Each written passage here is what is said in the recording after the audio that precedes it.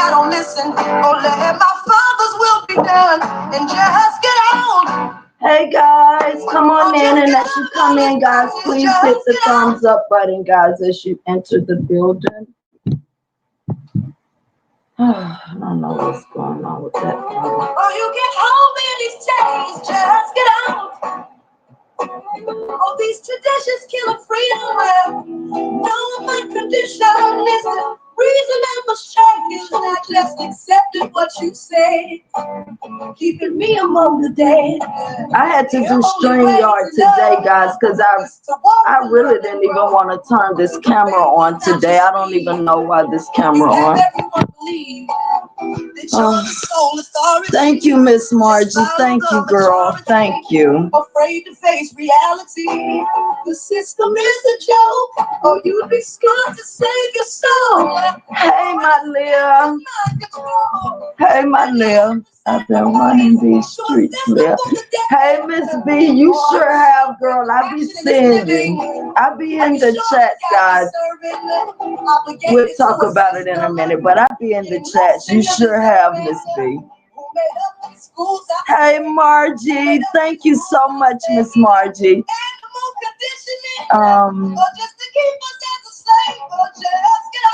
Hey, my Leah. Hey. You said, hey, girl. Hey, Margie. Thank you. Hey, Miss B. Come on in, guys, and please hit that thumbs up button. I just want to talk for a minute, guys. And we'll start. I just want to see if more people are going to come in. I know I've been gone so long, and I know people are probably like, you know, like losing hope or whatever because I'm not consistent. Hey, boy, stop capping. Hey, boy, stop capping. How you doing? I've been peeking in and out on your you was in a live the other day. I jumped in on there. I didn't say anything, but I did come in and I've been watching your shorts because I told you you'd be supporting me, so I was definitely gonna come and support you. I really appreciate that. Thank you.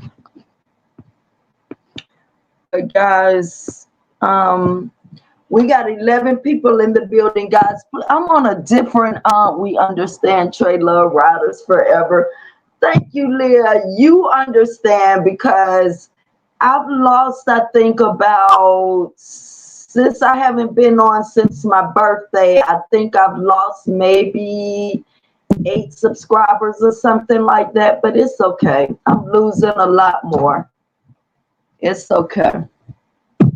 We understand, Tra-Luv, life be life. And thank you, Miss B. And yes, it do. And that's what I'm here to talk about today, guys. Because I realize I'm not consistent enough to wait till I get enough members.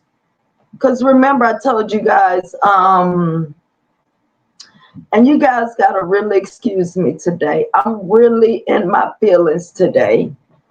And that's why I really wanted to I've been wanting to jump on and talk, but I don't know if you guys have ever been in one of those moments where you just don't want to talk. I be in Truth Live every day. I be in Truth Lives, her Crime and Justice, and her regular lives every day. But my spirit and my soul has not been wanting to talk. Okay? But I told you guys, it's okay. You lost 8, you will gain 8 more. It's everything. Miss Margie, no. And that's why I decided to come today and be very honest with you guys. Remember, I said that I was going to wait until I got enough members to tell you guys all the things that I've been going through. But I've been breaking, and I know, and guys, excuse me, these tears are not, hold on.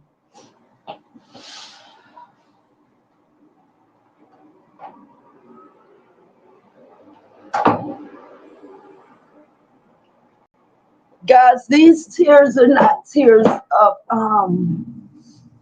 of weakness. It's just I've been strong for trying to be strong for so long, guys. And I've really been breaking. I have really been breaking. And that's why a lot of times I'm in the lives, I'm present and supporting everybody. Money boy, truth, everybody. My soul just won't let me talk. My soul just won't let me talk. But thank you, Leah. Oh, Lady Marie in here. Hey, Lady Marie, thank you for the prayers. It's okay. But that's why I decided, because I realized I'm not consistent enough to build enough members to wait until I get enough members to, tell you guys what I've been going through. But I've been in it for 3 years, guys. August 1st made 3 years, guys. And you see, I didn't talk to you guys about this for 3 years because I didn't want to burden anybody with my problems or anything that I was going through or whatever. So I just kept all those things to myself and just tried my best to work it out myself and make it through. But guys, everybody at some point comes to a breaking point, and I'm at that point because I told you guys about 2 months ago. I think it's been almost 2 months now. I quit driving Uber and Lyft because I was going through so much. It was just one thing happening after the other, after the other, after the other. That I had to make a decision. We love you regardless. Thank you, Miss B. Please don't have me in my feelings. We love you. Thank you, Margie. Don't be. Don't be. And I'm really I don't know how to explain it. I'm really a strong person, but I'm tired of being strong. I'm tired of being strong, and I'm breaking, guys. And I've held all this stuff in for 3 years. I'm sure I pretty much know basically who probably already know, because I pretty much know who has my information and who doesn't. I pretty much know who's probably went and researched me and looked up information on me and all of these kind of things. I think there must be something, because baby, I've had yes, Leah. With everybody. That's the thing, Leah. Everybody. It's not just me. Everybody is going through it. Everybody. Leah, I agree. Yes. Hey, young Riaz. And I'm sorry. I'm sorry I haven't been able to get back to you too. I do see that you've been sending me emails, young Riaz, and I responded to a couple, but I couldn't get back to a couple of those, so forgive me. But it's everybody, guys. It's not just me. It's everybody everywhere. But I'm breaking now, guys, because everybody doesn't have somebody. You see, and that's one thing. When I tell you guys, when I tell you I'm in this world alone, I'm in this world totally alone. I have nobody. I mean, nobody. I don't talk to people. I think as of last week, I think, or maybe the week before that, I started opening up to some people. A few. I think I've opened up to about 4 or 5 people. The devil is a lie. You got this, girl. Thank you, Margie. But that's the scary part, Margie. That's what scared me so bad, seriously, because my soul is tired, my soul is tired. And it's like when you can't figure out what you've done, then it's like, it's very hard. And then people won't listen to me when I try to tell them I have been cursed. And I don't care what nobody say.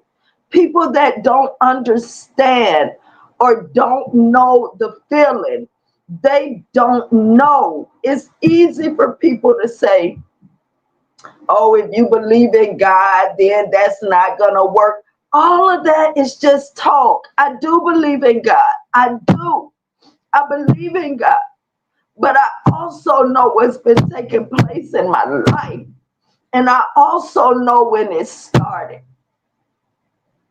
But I ignored it because I thought like I was strong enough to fend that stuff off with God. Because the people that I was telling, nobody wanted to listen. And I don't even know the person that, and I made a video to you guys about this. And that person is still on my Facebook right now and probably even listening to this. I don't know if I should block that person. The reason I didn't block them is because I wanted them to see that I was strong enough to break whatever they had put on me. But whatever they put on me, it has a stronghold. It has a stronghold on me. And nobody knows that. If you don't know what's going on, you don't know my life, you don't know what's going on in it, you don't know. But because people don't understand that there's a lot of other things going on in this world that people are doing, and those things are affecting people. Hold on one second. Hey, Candy. Give me one second, guys. Tra-Luv, I record. So, Young as you know how to make me laugh. I told you. I'm sorry. I did what I could as far as responding to the emails, but I told you in the email I've been going through it too, Young Riaz. But you seem to be strong and you're gonna come out of it, and I am too. But guys, this has got the best of me. It has. We ain't going anywhere, Tra-Luv. We are here for you, boo. Thank you so much, Leah. This is when the breakthrough. I understand, and I know no one wants to hear that, but keep pushing. You are strong in my eyes. I am loving London, but I don't. If only you guys know, like, all I want to do is get whatever this person has put on me. I want to get it off because it has a very strong hold on me. I have tried everything, and this is all, it got to be because of some love mess or something like that. I don't know, but I have never had a hold on me like this before, guys. And when I tell you that's all I want, is I want it off. That's why if you guys saw the email, I begged him, if you did this, I'm on my knees begging you, please remove it. Remove it. Guys, in my life, you see, I have not like done things to like people. I have not. And that's why it hurts me so bad, especially when it comes like to my mom's situation. I need her. I need her more than anything. And I've never done anything to this lady, but then everybody thinks if your mother or your family doesn't deal with you, then you've done something to them. I'm so sick and tired of that concept, because you guys have great families or great mothers, or you come from this whatever type family. You think everybody has that. It's not true. It's not true. And because everybody doesn't have that, it doesn't mean that person has done something. I would give anything. My little brother is on my YouTube page. My little brother's father is on my YouTube page. I dare and one of them to go tell my mom to watch this live, and then come on it and tell me what I have done to her, because I've never done anything to my family but be who I am. And I was always too much for them. I was always too bright for them. I never heard you did this to me or you did this to me. It was always, oh, you think you this or you think you this, or oh, that's all you know how to do is that hippity hop shit, or oh, here come the pretty bitch, or oh, that's all you know how to do is debate and this. I never heard, Tracy, you did this to me, you did this to me, you did this to me. I never did anything to my family besides be born by a man that my mom hated, but she chose. And I look so much like that man. And she left me to be raised in that toxic ass family when she wouldn't even come around that family. But then people always, the first thing they want to say is, what did you do to your mom? Or get in the background and start talking, oh, she had to do this, or her family doesn't. No, I don't want to fuck with them. I was raised in that toxic ass family, my dad's side of the family. If I told you guys half of the things that went on and took place in that house, that was a toxic ass environment to come up in. And I was always the righteous one. And Rose, I hope you got your fuck ass on here too. I hope you got your fuck ass on here today too. Since I've already told you what the name of my channel is, I hope you brought your fuck ass on here, and I hope you listening too.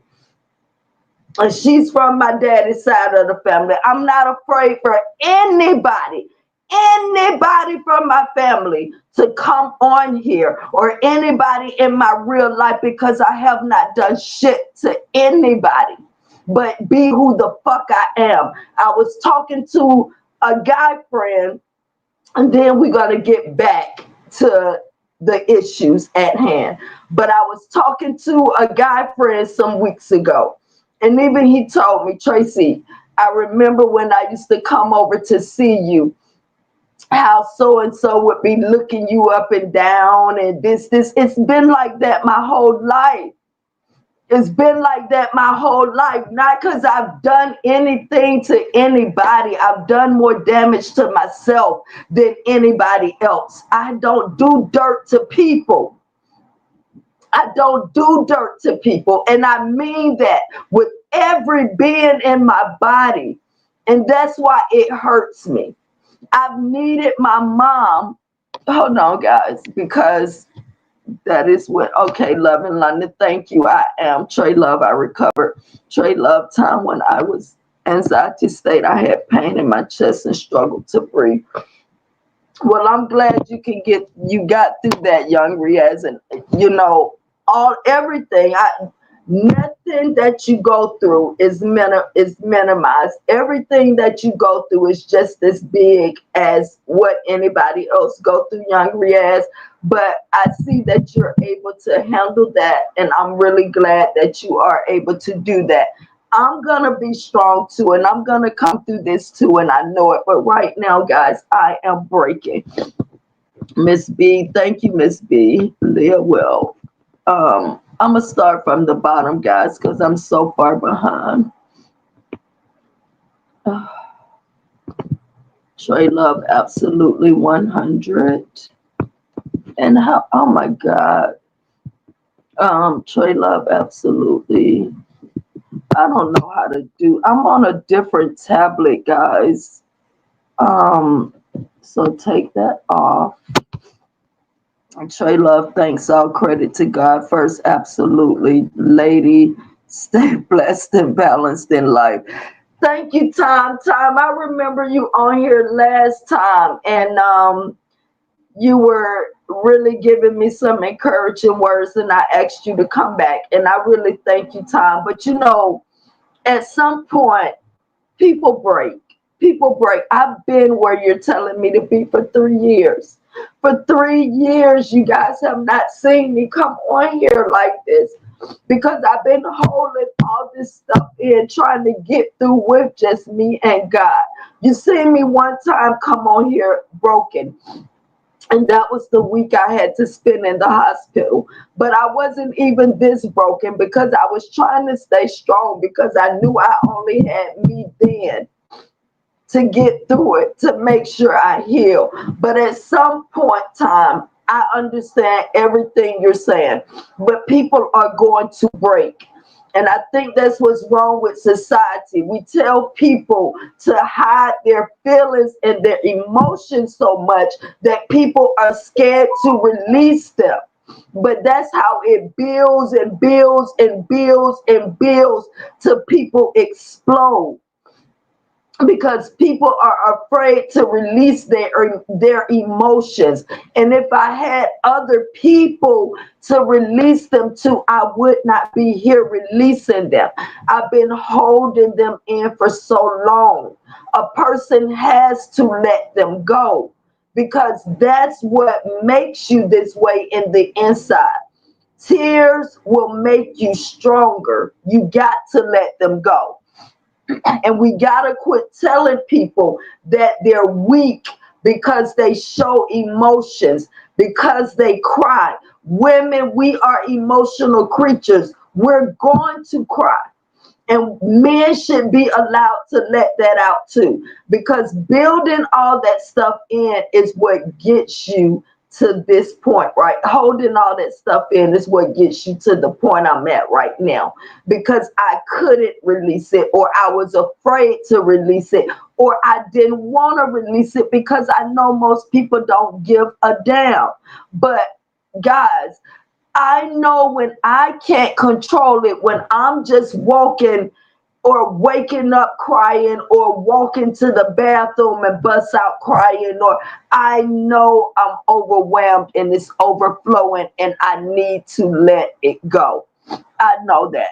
But Tom, I really thank you. And I remember last time you were so positive too, and I asked you to come back. I hit 17 and 18. Anxiety, I struggle to breathe, and I have pain. I don't like this for you, church. I don't like it for me either. Can't handle the truth, but it is my reality. I hurt to see this video. Thank you, London, but Tra-Luv, I am so sorry to hear you're going through that. It's not just that. It's like, guys, I'm 54, right? But I need my mom. I needed my mom ever since my grandmother died. And I called that lady every day like, Mom, I need you. I have nobody. I have nobody. This lady ignored my calls. Even when I was in the hospital, you see what you guys don't know, and I'm finna tell you guys the honest to God truth. I'm finna tell you guys the honest to God truth about everything. But what you guys don't know is, as of August the 1st, 2022, guys, I became homeless. Okay. It took everything in me to say that, but I did. And I have been living in my car. That's why you guys were seeing me do videos in my car, in my car, in my car all the time, right? I didn't have family. I didn't have friends. I didn't have anybody to go to, right? I had my cat. I don't hate Adrian, but this is why I be so mad at her. The way she treats her cat, right? This is the hardest part of it for me. And now I'm coming straight with you guys, just straightforward with everything, okay? I tried everything I could to live in my car with my cat. That was the main thing. I love my cat more than I love people, right? but I had to use the car to do Uber and Lyft with. And Abby, I hope your fuck ass watching too. I hope your fuck ass is watching too. Because I'm finna talk about you too. And you already told me you watch my videos. So I hope you watching this. But I try everything to keep my cat. Even asking this other homeless man that was next to me every day, I say, "Sir, can you keep my cat for me while I go try to work or whatever?" The man would keep my cat. Then I gotta come back, get my cat, all this kind of stuff. My cat stressed out, all of this kind of stuff, right? I asked Abby, that's the same person that brought the cat to me because he was doing all this bullshit and wasn't coming home. He, the person, brought the cat and said, "Huh, here goes something to keep you company," right? Now I've had my cat 10 years. Her and I, just her and I. But now I have nowhere to put the cat. I called Abby. That's all I asked you was to please keep Blinky for me while I get myself together. You gave me the cat. I asked you to please keep Blinky for me while I get myself together. Because you knew I loved that cat. He would not keep my cat, guys. So what I did, now I'm coming completely truthful and clean with you guys. So what I did, I took the cat to the shelter and I asked them, is there any way they can keep my cat for a while I get myself together? And the people told me they could keep her something called community something. They could keep her for 2 weeks and not, in community without her being adopted or anything like that. They would keep her and put a sign saying not for adoption. So I did that for 2 weeks, praying that God would, send me somewhere to stay or whatever. But that didn't happen. So I had to go back and get her. Then I started trying to pay $300 a week for a hotel room. Mind you guys, let me go back. When I became evicted, I also lost my car at the same time. So the car that I have been driving, guys, was a rental. So yes, I had a rental for 3 years that I was paying $400 a week on. Not to mind you, $300 for the gas every week. I'm trying to pay $300 on a hotel to keep my cat. I couldn't do it anymore, guys. So I had to turn her over to the shelter while I try to get out and work. But my plans were to come back and get her. After I turned her over to the shelter, then Abby, I hope you listening and you can get on here. I know you're going to watch it if you're not listening now. And I would love for you to get on here and tell me any different under these comments, okay? After I turned her over, then he calls me and he goes, "Well, Tracy, you can come at night and sleep on the sofa and take your showers and everything or whatever," right? I guess his boyfriend, I don't know if his boyfriend knew or not, because whenever I would come, he and I go to take my shower or whatever, he would go outside and sit all the whole time on the phone or whatever until, so I guess his boyfriend made him do that so he could hear whatever. So the people told me that I could come and see her whenever I wanted to. So I was going to see her every other day.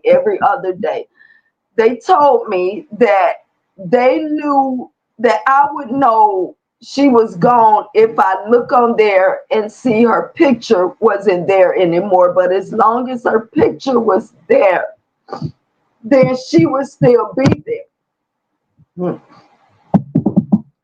So one Saturday, I pull up the picture because I was going to go the next day. So I go on there and I pull up the picture, not there. And so I said, I must have did something wrong. So then I went and I put in the ID number, right? That didn't pull up. So I'm still saying, no, I did something wrong. So I go back in and do everything again. It's not there. So I just start screaming, running through his house, telling him, Blicky is gone. She's gone. She's gone. So I didn't sleep that night. I waited till that morning till the place opened. I was the first one there. When I get there, I go in, I tell them I don't see my cat picture on the thing anymore. So they asked me where her name was. And I told them it's Blinky. So when the lady looked, she told me, oh, somebody adopted her. And I was like, no, ma'am, can you call them back and tell them to bring her back? Because I'm coming back for her. And the lady told me, no, we can't do that. And so I felt like, hold on, guys, it just started raining. So I felt like I had abandoned my child, and like I'm feeling like the feelings that she's feeling. She's scared. I've had this cat 10 years. The only person she know is me. I couldn't stop, guys. I could not stop breaking down.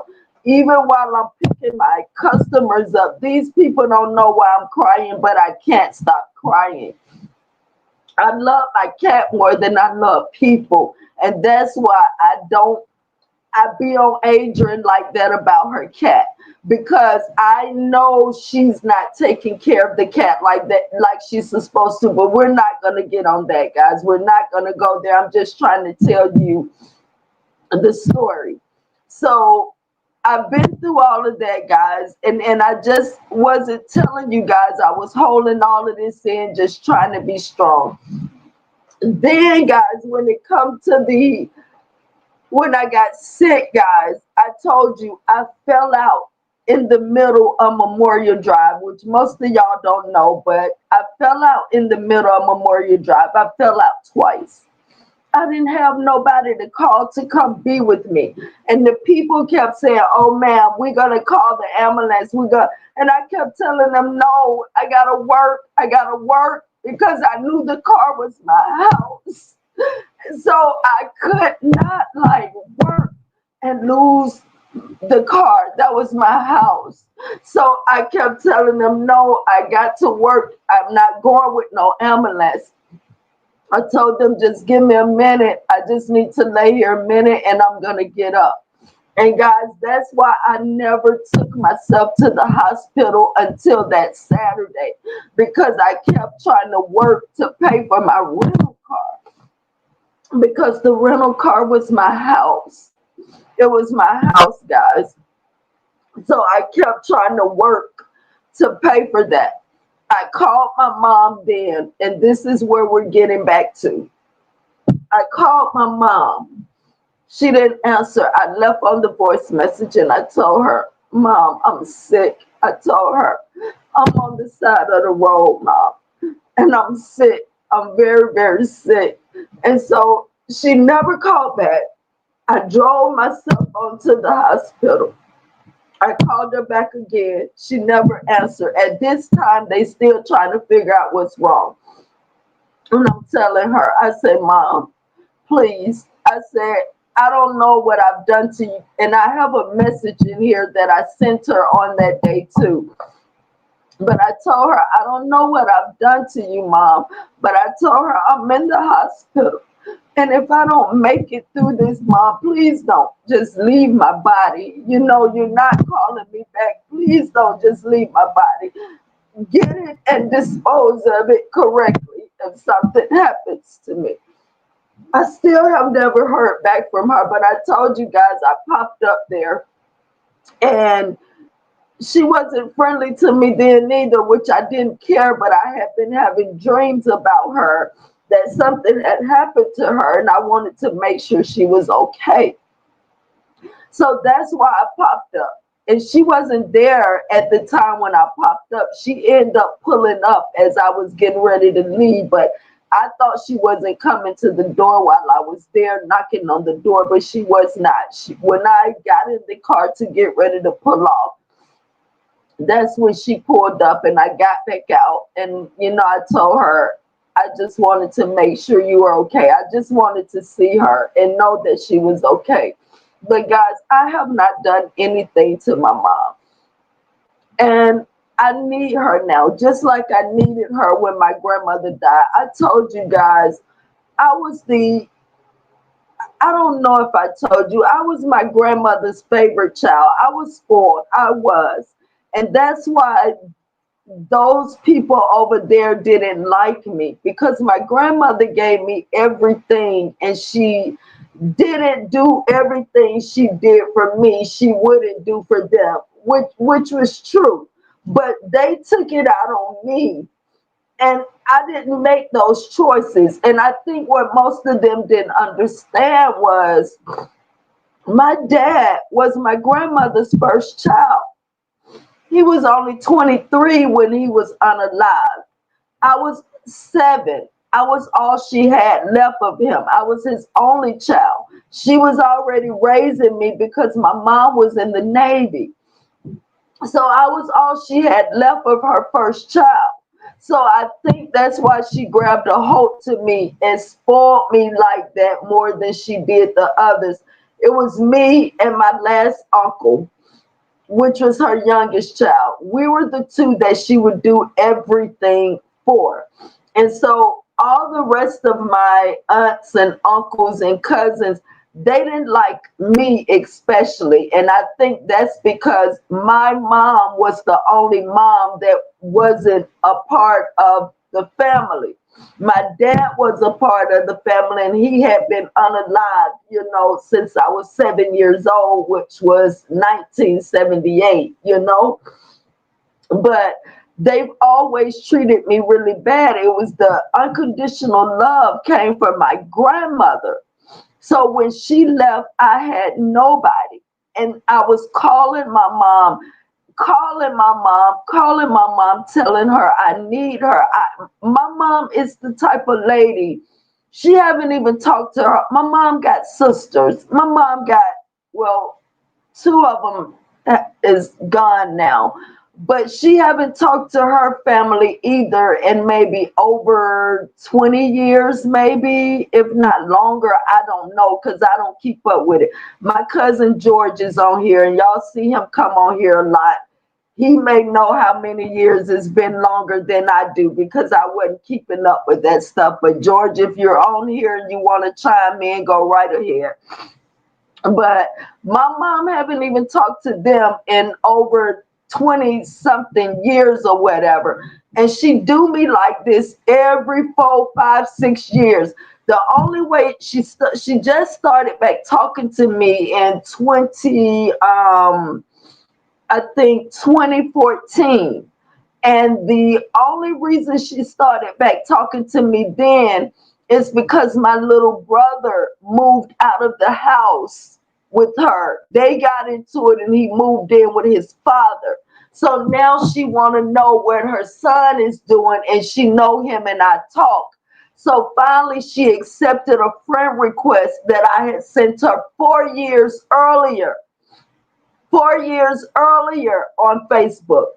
The friend request sat there for 4 fucking years until my brother moved out of the house. Then she decided to accept my friend request and start back talking to me. I had done nothing to her then either. Nothing. My mother didn't come to my grandmother's funeral. And this is the same lady that she told me if it wasn't from her, she wouldn't have been able to feed me. She wouldn't have been able to take care of me. This is the lady that bought all of her stuff for her to graduate high school when her own mother did. And George, Sharon, and any of my other mothers, people that's on here, I don't mean any disrespect to your mother or my grandmother. I'm just speaking the truth. I'm not doing any type of disrespect to grandma. I'm just speaking the truth. My grandmother, my daddy's mother, is the one that bought. My mother was not going to graduate. My mother's mother told her, my daddy's mother told her, no, you've come too far. You're going to graduate. I'm going to get everything you need for you to graduate. It was my daddy's mother that bought everything she needed. It was my daddy's mother that bought everything I needed. But my mother didn't come to her funeral. My mother didn't answer the phone when I called her to tell her my grandmother passed. I don't know what type of person my mother is, but what I do know is I get sick and tired of every time you turn around. People are, oh, what did you do to your mother? Oh, you must have done this. Or, oh, her own family don't fuck with her. She must have done this or she must have done that. No, it's not like that every time. Everybody don't have this beautiful ass family that you come from. To be honest with you, and I'm not making no apologies, both sides of my family are toxic. The daddy side and the mama side. I just was not affected by the mother side because I was raised with the dad side. I was raised with the dad side. But I did call a couple of people recently or send them messages recently on my mother's side to see if they could help me out a little. But of course they didn't or they couldn't, which is quite okay because I haven't been around them, like I said, like that, you know. But I've never done anything to my mother. And I just get so tired of people that have these close knit families or these, you know, close mother and daughter bonds. And they're like, oh, that was me and my, oh, this. Well, the fact of the matter is, it's not your mother. It's not your mother. So therefore, you don't know what has taken place. My mom was in the Navy. Guys, I don't know anything about my mother. Who don't know anything about their mother? I go to the doctor. When they ask me things, I can't tell them. I tell them, I can tell you about my daddy's mother, but I can't tell you nothing my mother had. Every time I asked my mother something, it was, that ain't none of your business. That ain't none of your business. Nothing about her was ever my business. And then I used to have to hear my aunt, my grandmother, mother them in the background all the time said, my mother never wanted me in the first place. But I used to fight for my mother because I didn't feel that way as a child because I told y'all I had everything I needed as a child. My mother never neglected me as a child, like as far as clothing, food, shelter, whatever. She never neglected me like that. I thought that's all I needed. I didn't know I was going to need like emotional. And guys, for some reason, I don't know. I never thought about my grandmother passing. I never thought about my grandmother leaving. So I always thought I was going to have that lady. I always thought I was going to have her. That's why I told y'all it was so much of a shock to me. To this day, I still have never been to my grandmother's grave. I still have never been there because if I go there, it's going to let me know this is true, even though I know it's true. But I can't explain what I'm holding on to. I can't explain that. But whatever I'm holding on to, it keeps me from going there. It keeps me from going there. I can visit my dad. I can visit any of my aunts because all are buried in the same place. But I will not go to my grandmother's grave. I will not go there. So guys, when I tell you, I understand staying strong and you know, all of that. But guys, I've stayed strong for 3 years. And when you know for a fact that something has been done to you, and I've been praying to God, and I've been praying to God, and I've been praying to God, I've been doing everything except somebody asked me, they say, Tracy, do you want me to return? I can return the favor. I can return the same thing for you. I'm too scared to deal into that, guys. So I told them no, because I believe in God. And I'm too scared that if I start to go there, then that's going to affect me worse. But guys, I know something has been done to me. But anyway, I know to stay strong, and I know I'm gonna get through it. Hold on, you got this. Hold on. Thank you, Riaz. Yes, Psalms is a very strong, powerful chapter in the Bible. I know. You see, I know my Bible right here. I keep all of that stuff. My soul melts from heaviness. Strengthen me according to your word. Psalms 119 and 28.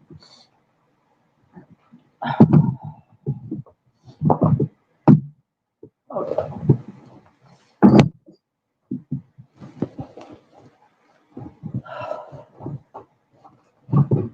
Hold on, I think. Hold on, guys. I think I left my pen up front. Hold on.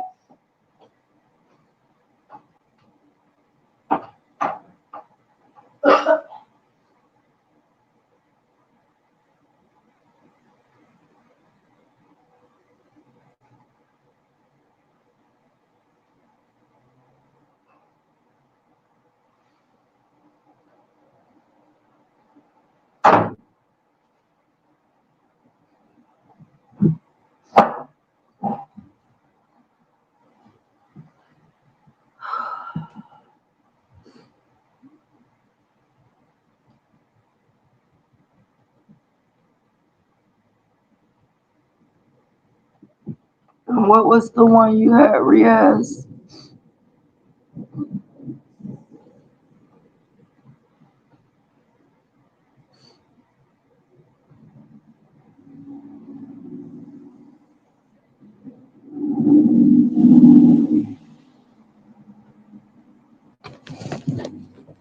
Hold on, guys. Let me catch up.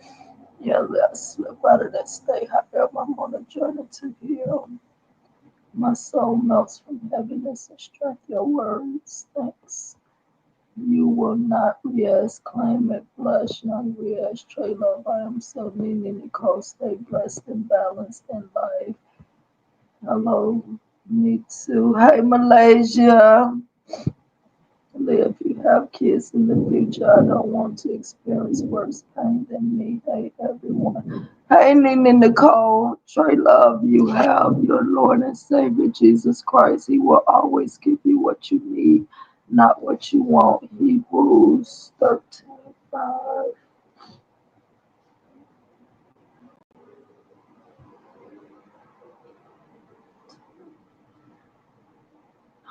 And time, I hope you're still here. I'm going to address that in a second. Praise the Lord will never forsake you, and that's the Lord's promise to us. Sometimes it's necessary to share things so those who truly know the Most High can pray for you. I pray you sharing this helps to release. Thank you, Nini Nicole. But people, so many times, that's why I say, as people, we're fucked up as individuals for real. Because so many times we try to make people feel like they're weak, or, you know, is something wrong with them for holding in there, for breaking or crying or things like that. But tears, most of the time, they're strength. Like I told you, my tears are not weak tears. I want to fight. I do. I want to fight, not fight people. I want to fight to regain my life back, guys. And I know I've told you guys before, I've never struggled in life. So I had to learn how to do this, guys. Oh my God, you guys don't know all I've been through. Y'all don't know. Oh, y'all don't know, guys. I didn't know. I got out there, right? I never been on the street before. So I'm out there with my cat. And then I'm like, I don't know where to go, like what I'm gonna do. Like, what am I supposed to do? I don't know. That's why I told you guys I couldn't talk about it because it was something I didn't understand. I didn't know how to live on the streets, guys. But every day I was doing that, guys. That's why I had a Planet Fitness membership. And I didn't show you guys that till a long time after because I was building up to telling you guys. And remember, I kept telling you, I'm going to tell you guys what I've been going through. I'm going to tell you.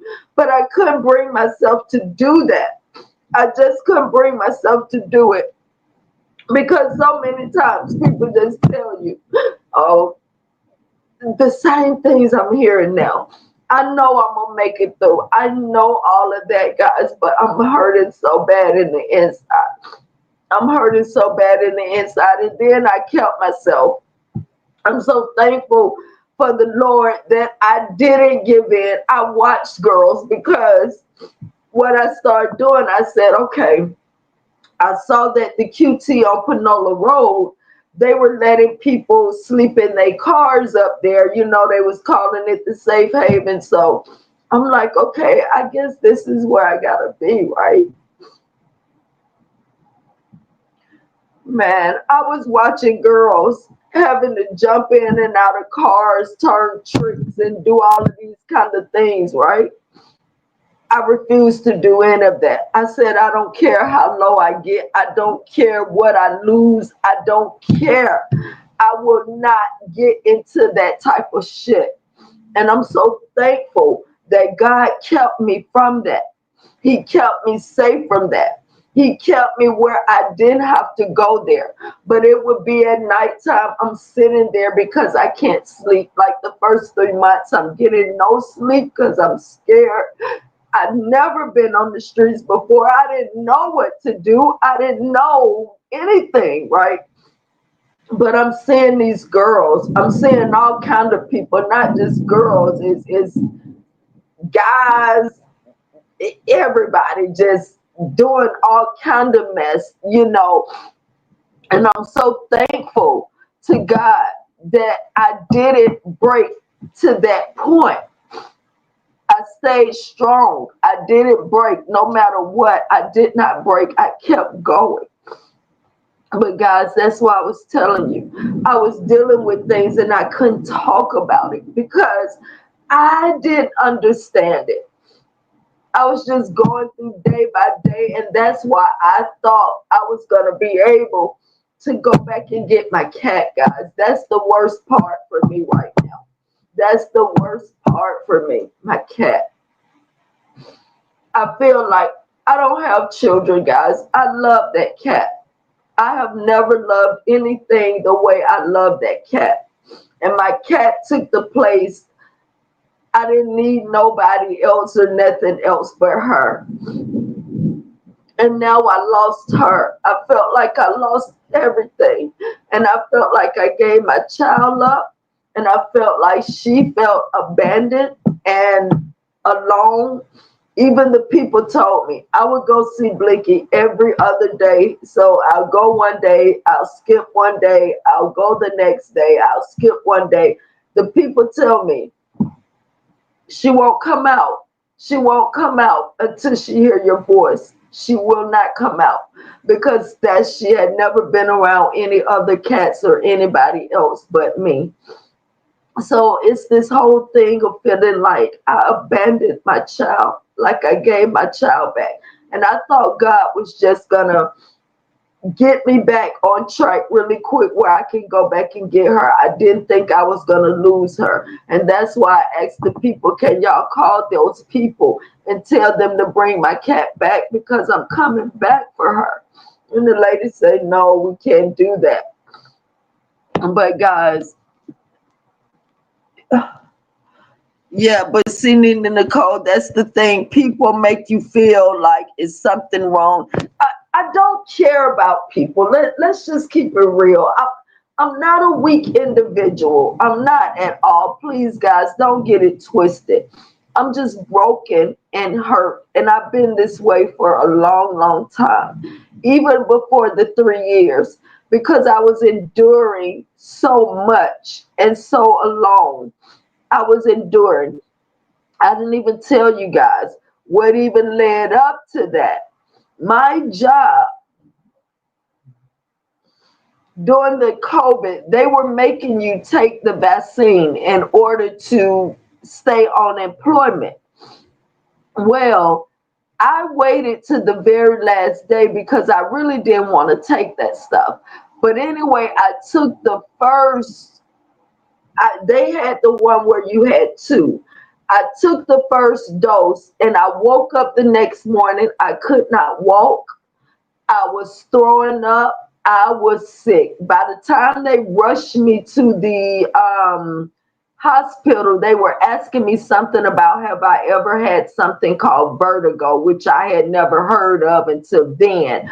But when they got me into the neurologist, come to find out the vestibular something in this ear, in my left ear, had exploded. And it was what tells you which way to go, right, left, or straight. I could no longer walk straight anymore, guys. I could only walk to the right and to the left. So I had to have 8 months of therapy to learn how to walk again. So that's how everything started. See, I didn't tell you guys any of that stuff. I keep all of that stuff to myself and just go on through life.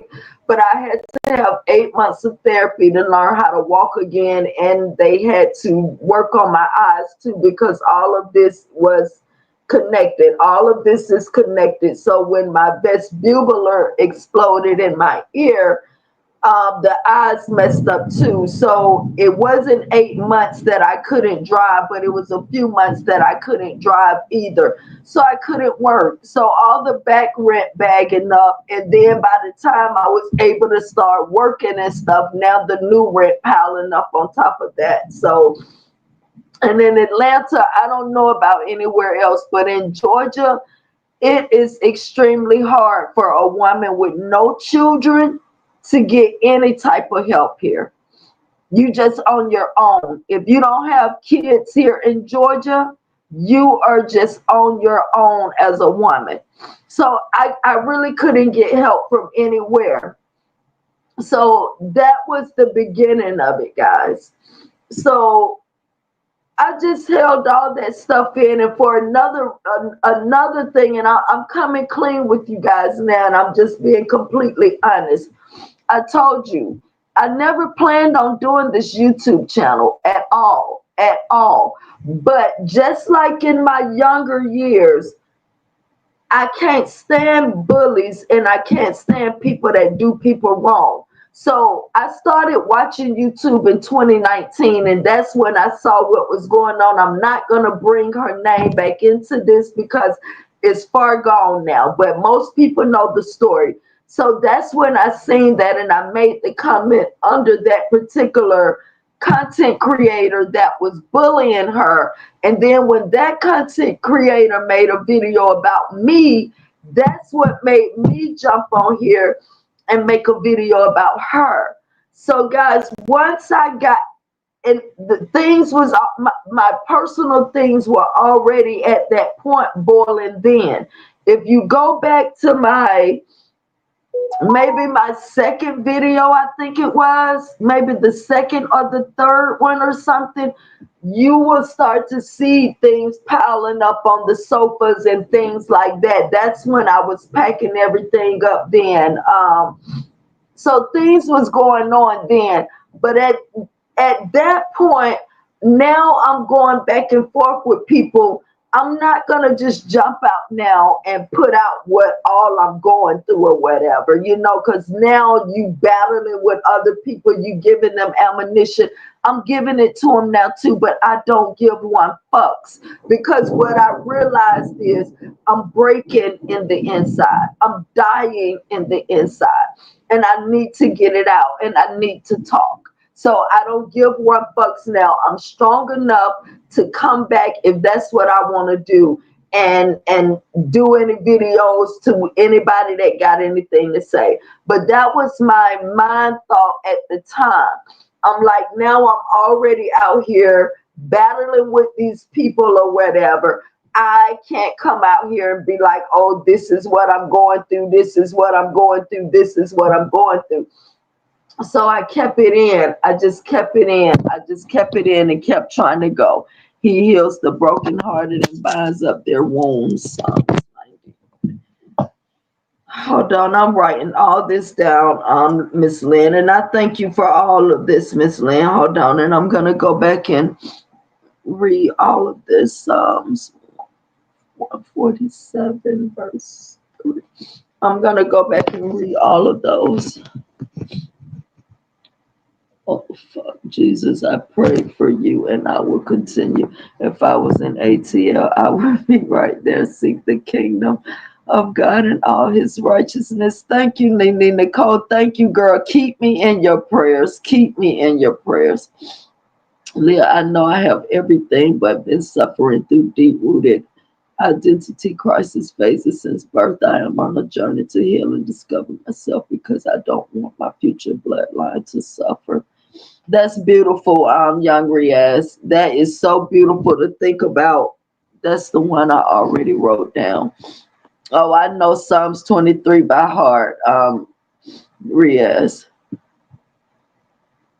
My Lord, wrap your arms, just wrap your arms and give her what she needs. Thank you, London. See, and you guys always make me smile. Them kidney stones are bad. I know. Yeah, Lynn, just imagine laying in the hospital or even on the side of the road just in pain. And then the whole week you just won't go to the hospital because you gotta work because you know your circumstances. I was killing myself. I told you guys. And it probably didn't make a lot of sense because I was leaving a lot of things out. But I told you guys it wasn't until that Saturday. I got sick that Monday. But I didn't take myself I fell out that Thursday twice. I didn't take myself to the hospital till that Saturday because I kept saying, I gotta work, because had I taken myself to the hospital that Monday, I wouldn't have had nowhere to sleep because I wouldn't have been able to pay my car. And so let's get back to that, guys. Hold on, and then I'm gonna finish reading the comments. But I want to make sure it done got so dark out there. I want to make sure I get out everything. And so I finally made the decision to take the cat and everything, whatever, because I couldn't keep trying to pay $300 in a hotel, $400 for a car every week, $300 for gas, plus trying to eat and all of that. That's what was happening, guys. And so you see, about 2 months ago, I told you guys, and I still believe deep down, I don't know how I'll ever find out, but that girl, I believe, is the girl that I ran into that day at the airport. But anyway, we're not going to go back into that story, but things was just happening back to back to back to back to Uber, with Uber and Lyft too. And I was so tired. I had 2 wrecks already. My account had been suspended a couple of times because of lies. And I don't know if you guys know, and I want to make this clear for anybody on here who uses Uber and Lyft. Please do not, because you get mad at your driver, just go create a lie because your driver won't do what you want them to do. Because when you guys do that, let me tell you what happens. Uber and Lyft both, they shut the driver's account down until they do investigations. And most of the time, those investigations take a week, depending on what you've accused them of. Takes a week, 2 weeks, or even more. So those are weeks that your drivers do not make money because of a lie that you've created, because you got mad, because you felt like Princess Diana and wanted your driver to get out and get your luggage when that's not your driver's responsibility. And Uber and Lyft would tell you that. But because so many, for whatever reason, when they catching a Uber and they're sitting in the back of the car and about to be chauffeured, they feel important. And a lot of times your ride ain't for $4, $7. That's why I didn't work the streets. That's why I worked the airports. But you will get mad because I won't get out and pick your luggage up and put it in the trunk when that's not my responsibility. Then when you get out the car, you'll go tell this lie on me. Oh, she had somebody else driving for her, or oh, she discriminates. She said some discriminating words against me when I don't even fucking talk to the customers that much. So when you guys do that, they lock our accounts and we have no way of making money until their investigation, whatever that entails, is done. So if any of you guys, like, I can see that connection rejection lady doing that. And it's not fair. You know, it's not fair. So if any of you guys do that, please don't do that if your driver has really not done anything for you to report them, because you fucking up the livelihood of somebody that may have a family to take care of, all because of you wanting to feel important when that's not part of the driver's responsibility. And you never know what's wrong with that driver. My shoulder over here already has pain and something going on with it that I don't know. And I'm not willing to chance any more of it being damaged to pick up your luggage. I don't have insurance through Uber and Lyft. Uber and Lyft is not going to take care of that. So people have to understand that. But I was going through so much, guys. And on top of that, I was just working I was making a little over 1,000 a week doing that. But guys, I was paying $400 out to the rental car. It was costing me about $300 in gas per week, which is already $700. Then I gotta eat and buy other personal things I want. I wasn't having any money to really stack up and save and change my situation. So I got tired of that. My soul just got tired. And then when I kept going through things back to back to back to back, I said, this is God telling me enough is enough of this. I parked that car and I told myself that day, I said, I'm not going to do this anymore. I'm not going to do this anymore. I'm out here working just to pay a car and nothing else, to pay a car and eat. I'm not benefiting from this. So I got to stop, because I was wearing myself raggedy doing that and still not being beneficial. So that's why I had not been driving for the last, I think it's been almost 2 months now. I don't remember how long it's been. And I felt so good, guys. And I still feel good, besides days when I get into it like this, because I made the best decision. But guys, the main thing is I have basically lost everything to my name. Every single thing to my name. And I just don't know why I am going through that. Thank you so much, Lynn. But Lynn and to be honest with you, Tra-Luv, Sarah, Sarah Baraki, Allah does not burden a soul beyond that it is. See, this is the thing. I don't know, guys. See, this is where I believe in God, and I know there's a God, guys. But I've been praying to God, and what I do know is what I've tried to explain to you guys, and it's not going to change because it's the truth. So, what I've been trying to explain to you guys, and I don't know what else to do, I don't know how else to make people know what I know. I have been cursed. And I don't know how to get it off of me. I don't. And I have been praying. Even I'm telling God, even last night, I'm like, God, what do I say to you? What do I say to make you see me? What do I have to say? Because I know.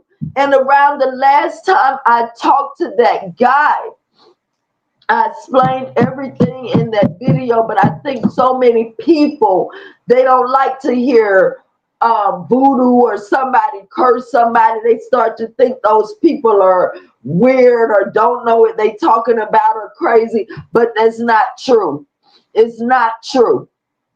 It's not true. And I wish people understand that there are powers in this world that's stronger than us here on this earth.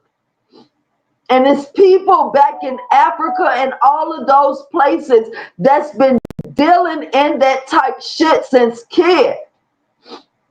And it don't make no sense to me how nobody can convince me how the last time I talked to that guy, which was 2009, was the last time I talked to him. But then 9 years later, you look for me. You haven't done anything. If I just send somebody's name over, if I say, okay, I love this person so much, I want to know who they are. I'm gonna send their name over to my village lady so she can tell me who they are, right? And she tell me all of this stuff. I ain't told her to do nothing to them. She tells me whatever. Why am I going to go search for them 9 years later to tell them what I done if I didn't do anything wrong? If I only sent over their name and said, I want to know who this person is, and that's it, then I have nothing to feel guilty about. And I have no reason to go search out this person on Facebook 9 years later to say, send a message and say, hey, I want to take you out today. I need to speak to you. And I told you the last time I talked to that guy, he just calls me up and say, Tracy, I want to take you shopping and go to the movies. We do that. I never hear from him again. Never hear from him again until 2018. And that's when you search me out on Facebook to tell me, he said, can I take you out? I need to talk to you. Why? You didn't do nothing. What he really wanted to tell me was what he had actually done. And what he had actually done was told this lady to do what's happening to me. Because I told you, he told me when he called the lady back after 30 days, he said, the lady say, she is a great woman. She won't let nothing happen to you. She will fight for you. She will protect you. She won't let any harm come to you. But run as far away as you can from her, because she has something following her that won't allow her to grow. I was growing. Until then, I had a whole 1,200 square foot clothing store. Him and his friend came out to see it. I was growing. But ever since then, I haven't been. All my shit has went backwards. So I think when he got me face to face, I think he was watching me and he's like, I need to go talk to this girl and tell her what I've done. And he could even be watching this now because I don't know. And I'm going to post it to my Facebook. He's still on my Facebook. But that's another thing I don't know, guys. The reason I didn't delete him because I'm thinking the same thing y'all thinking. I'm like, okay, I'm gonna let him see my come up. I'm gonna let him see my glow up. I'm gonna let him see whatever the fuck he done to me ain't stronger than my God. That's why I left him there. But guys, I don't know. I'm kind of scared of this guy. I really am. And I think I probably need to delete him now off of my Facebook page, but I was thinking the same thing. I want him to see that whatever he done did, it ain't gonna work because my God is stronger. But guys, I hate to say this. I really hate to say this. And God, I'm sorry. But I've been questioning God. I asked him this morning, just this morning, like, why can't you see me? Why can't you see me, God? I'm good to people. Even in my state, I'm good to people. Even in my broken state, I give people when I don't even have because I don't want people. I know what it feels like to not have nobody and to be in so much pain. I told you I cry for animals. I cry for everybody. I cry for everybody. I just asked God this morning, why can't you see my face? I'm here. I pray to you. I'm here. Please. But I'm telling you guys, I know what has happened. And when people don't listen, that's why I say people got to start listening to people when they tell you things, because people know what go on in their life better than anybody else do. But so many people just be like, girl, you got God, honey, ain't nothing. Yeah, I got God, but it's a stronghold on me that's not releasing. Just everything, one after the other, one after the other. Why in the fuck? Why in the fuck would God take my cat? That's something he created. That's something he created. And that's something that I was loving with all my being. Why would you see a person like that? And then you got a person like Adrian. Why? Like, why would you see fit to do that? Like, that's the stuff I question about God. I give my cat before I give myself. Like, how can you see that type of person, God? I know there's a God, guys. I know there's one. But how can you just sit there and watch this person? And you seem so far away. You seem so far away from them. When you know they're not a bad person. And I'm not a Job either. But that's why I say, I wish anybody, and they're not going to have the guts to come here. They're not, even though all of them can see what I'm saying. My brother, his daddy, my cousin George is here. Abby, Rose, I hope your fuck ass here too. All of them. But they're not, because nobody can come out here and tell the world what I have done. Nobody. And I wish they would. Now, my little brother's father, let me tell you, he's been a good man. He's been a good man. He has tried to help me. The only one really that has tried to help me since I've been out on these streets. But he has a new wife, and 2 kids and all of that too. He has another family.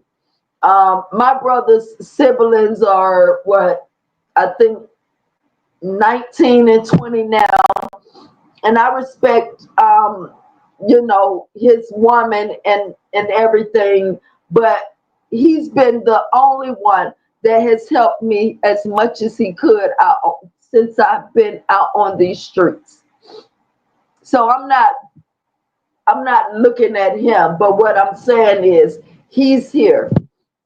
He's been in my life since I was 21 years old. That's why I told you guys, I've only seen my mom with 2 men ever in my life. He was the second man. He's been in my life since I was 21 years old. He can tell you if I've done anything to my mom. I never did a damn thing to my mother.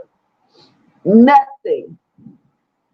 Nothing besides be born. And I can tell you guys that. And that's why I say I don't like when where is I ain't going? I didn't see her. But hey, I ain't going. I don't know if you're still in here, but hey, everyone can't speak individually, but I'm here, Trey girlfriend. I'm listening while driving, and you are most definitely in my prayers. Post your cash app if you can. Thank you. I ain't going. Lynn posted it. I ain't going. Thank you so much. But guys, that's what I want to get to. Behold, you desire truth in the inward parts, and in the hidden parts you will make me to know wisdom. Psalm 51:6. Hold on. But I'm gonna show you something, guys. Hold on, let me get through the comments. Tra-Luv, you're welcome. I shared. Thank you, Young Riaz, not just in Georgia. Welcome and thanks for your support. Thanks, Lynn. Tra-Luv, Cash App. Thank you so much, Lynn. I'm drinking. Oh my God, I'm drinking. Love in London. Listen, Tra-Luv, it's okay. Your Cash App, please. Oh, I wasn't even looking at that. Love in London. Thank you. God is releasing you of this burden that you have carried, and God's mercy is rewriting your life. Amen. Thank you, Lynn. Girl, I told you I am here if you need. I know, Young Riaz. I see you've been emailing me. Love in London. I'm sorry, but just know I'm not gonna lose it. Like, I'm not gonna harm myself anything. I'm too strong for that, guys. But I needed to release this. And then I felt like I kept coming on here lying to you guys. Well, not lying. I'm just leaving my life out. And then you guys are being genuine to me. And then I'm leaving my life out. And then I'm disappearing all these weeks or whatever. And then I'm coming back like trying to tell you guys, oh, this. When really I'm in a sunken mood those days, and my soul and my spirit just can't talk. I'm watching y'all. I'm watching Truth Hurts. I'm watching Money Boy. I'm still supporting everybody, but I can't talk. I don't know if you've ever been in that thing. I even shared Truth Out earlier today, but I just couldn't come in the live and talk, guys. I've been crying all day because I told y'all this morning, I woke up asking God to see me. Why can't you see me? You know, but I just felt like I've been living a lie to you guys, and then I'm trying to wait till I get enough members, and then so I can hide it from certain people that I know gonna go make videos or whatever this. So I only want to tell my true people. So I'm trying to wait till I get memberships enough, which I'm not consistent enough to build that. So that was gonna be forever. So Love in London, I really thank you so much, but know that I am a strong person, and I know I'm gonna get through this, guys, but I'm tired. I'm tired. I've been holding this in, guys, breaking. I've been breaking, and I'm losing everything, guys. And listen, I couldn't even go and get me another job. I couldn't even go and even get a job. My license expired, and I didn't even have the money to go get my license renewed. And I feel so ashamed and so embarrassed of that. And I'm not used to just asking people. It took everything in me when I was in the hospital that time to ask then. I'm not used to it. That's why it took me 3 years of just trying to fight through it myself and just do everything myself. But guys, I really appreciate the Cash Apps, and I do need all the help I can get because I saw that too, and it ain't, it's funny, but it's not funny. But I don't want to be like Adrian. I don't want to lose my storage. I don't want to lose that. I saw that too, and God forgive me, I'm not laughing like that, but I saw that video too. But listen, guys, the thing is, I want to work for mine. I don't want to just be given. So I'm going to show you guys. I've been working on something. And if you guys would like, I'm going to actually post the pictures too, because I don't know if you're going to be able to see it completely here. But I've been working on, I created t-shirts. If you guys want to purchase t-shirts, I would appreciate that. I know how it is with the whole doxing thing, and you don't want people to have your addresses, so that's kind of a hard thing. But guys, I swear I wouldn't do anything but ship them. But let me show you guys something. I hope Truth is on here too. Let me show you. I don't know if you're gonna be able to see them, but I did these shirts. Can you see that? It says True Sippers and the State Gang. And then I think I need to cover her up. I'm working on this too, guys. Give me 1 second. So I don't want to I got to cover her up real quick because they may. But see, guys, and I don't know. I'm going to post the pictures, but this one says True Sippers with the wine glass. And then like the ones I'm going to post with the pictures that I took, they have stand up on the back, YouTube Greatest 2025. So I'm going to post all the pictures, guys. I have one with just the True Sippers. It's on t-shirt though. I just did this and this so you can see the colors. And I have one with just the State Gang, but this one says True Sippers and the State Gang. But you'll be able to see it better on the pictures. I'm going to post the pictures. And guys, if any of you, even if you want anything on them, I can make it for you. I have hold on, guys. I have the machine here that I can work on. Man, I'm actually turning this into a hat right now. But I also have the hat machine right here too. So see, guys, I have the hat machine. I can put things on with the hat too. These are my friends' equipment, but I can use them anytime. And so what I did do, guys, for the last 2 weeks, I had not been on. I was learning this program to do this. So I could start, I had to take a double shot. So I could start creating t-shirts and different stuff like that, because I don't want to just get on here and be a beggar, guys. I want to be able to, hold on, I think somebody called me. Hold on.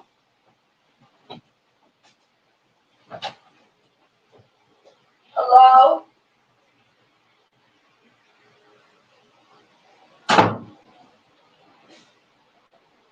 Yeah, guys, so I want to be able to give you guys something in return. I do appreciate the Cash Apps and I need them, but I also want to be able to give you guys something to purchase. I want to start back my bath bombs, all kind of things. So that's what I did spend the 2 weeks doing. I spent the 2 weeks learning the silhouette program, and how to work the silhouette program and the Cameo 4. so I could have things to give back. So guys, anything you may want on shirts or anything, I can do them. And guys, I'm not into the doxing. I'm not into any of the bullshit when it comes to playing around with people's addresses or anything. That's not me. I don't go look up people. I don't have that type of interest in somebody else's life unless they come to me with it. I don't have that type of interest to go search out. All I want to do is sell my products and get myself back on track. I don't want to do anything against anybody as far as your address concerned. So guys, I'm gonna post them so you can see them better, because I don't think you can see them that good here. But I'm gonna post the pictures that I've taken so you can see them better. And if any of you guys would like to post t-shirts, would like to buy t-shirts or whatever, I'm gonna put the email there for you to email me as well. And I would love to do it that way. But I just had to get on here. And I hope, I see we have 33 people in. I hope that all of you guys, I can't see the likes. I hope, and I haven't been paying attention to the comments. I just want to get my story out. And I hope that you guys are hitting the like button for me. And let me finish reading the comments real quick. Leah, I will be real. Sometimes I have felt like I'm caring. Okay, young Riaz. See, let me tell you, how many of you guys know Sade's song, King of Sorrow? Let me play that song for you guys. That is my, and she say, I've already paid for all my future sins. You see, that's the thing. I be asking God, like, what did I do? You know, I don't know, but I've already paid for everything now. You know, I paid for everything. But listen, I'm gonna play this song. This is one of my favorite songs.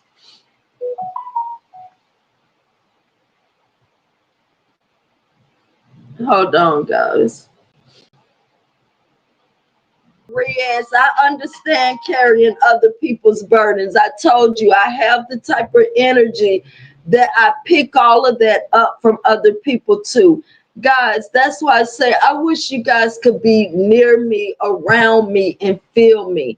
I have a beautiful soul and a beautiful heart, and that's why it hurts me so much when I know I have not done anything to anybody but be who I am.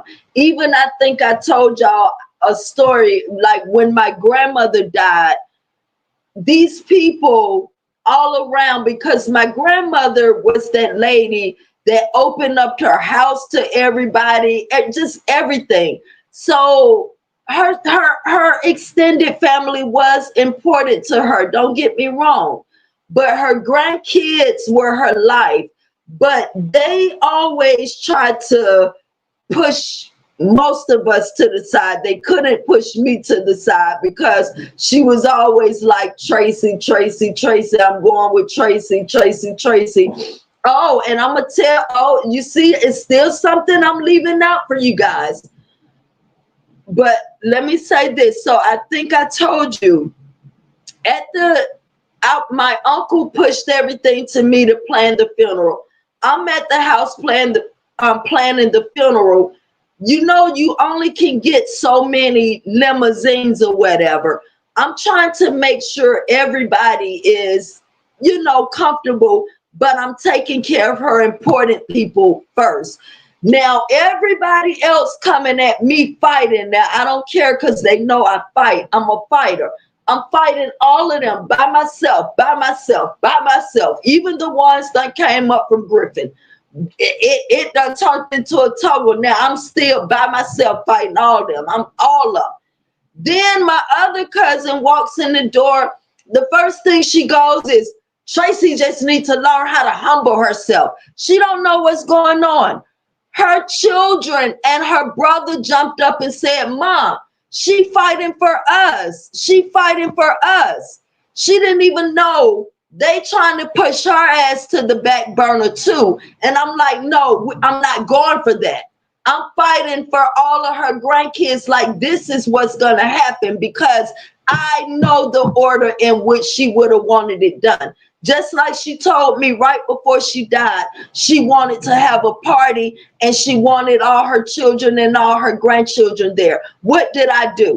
I went and rounded everybody up, made everybody pick out a song to sing to her, and made everybody write a letter and tell her. So I knew the importance, but I haven't done anything to them. That same cousin was always, oh, that's all you know how to do is debate this. She could never tell you anything I did. Now, guys, let me tell you another thing. I didn't tell you guys this either. My grandmother, when she passed, I'm on my grandmother's will. The house is left. I shouldn't have never been homeless. I shouldn't have never been homeless. I got a whole house paid for. A whole house paid for.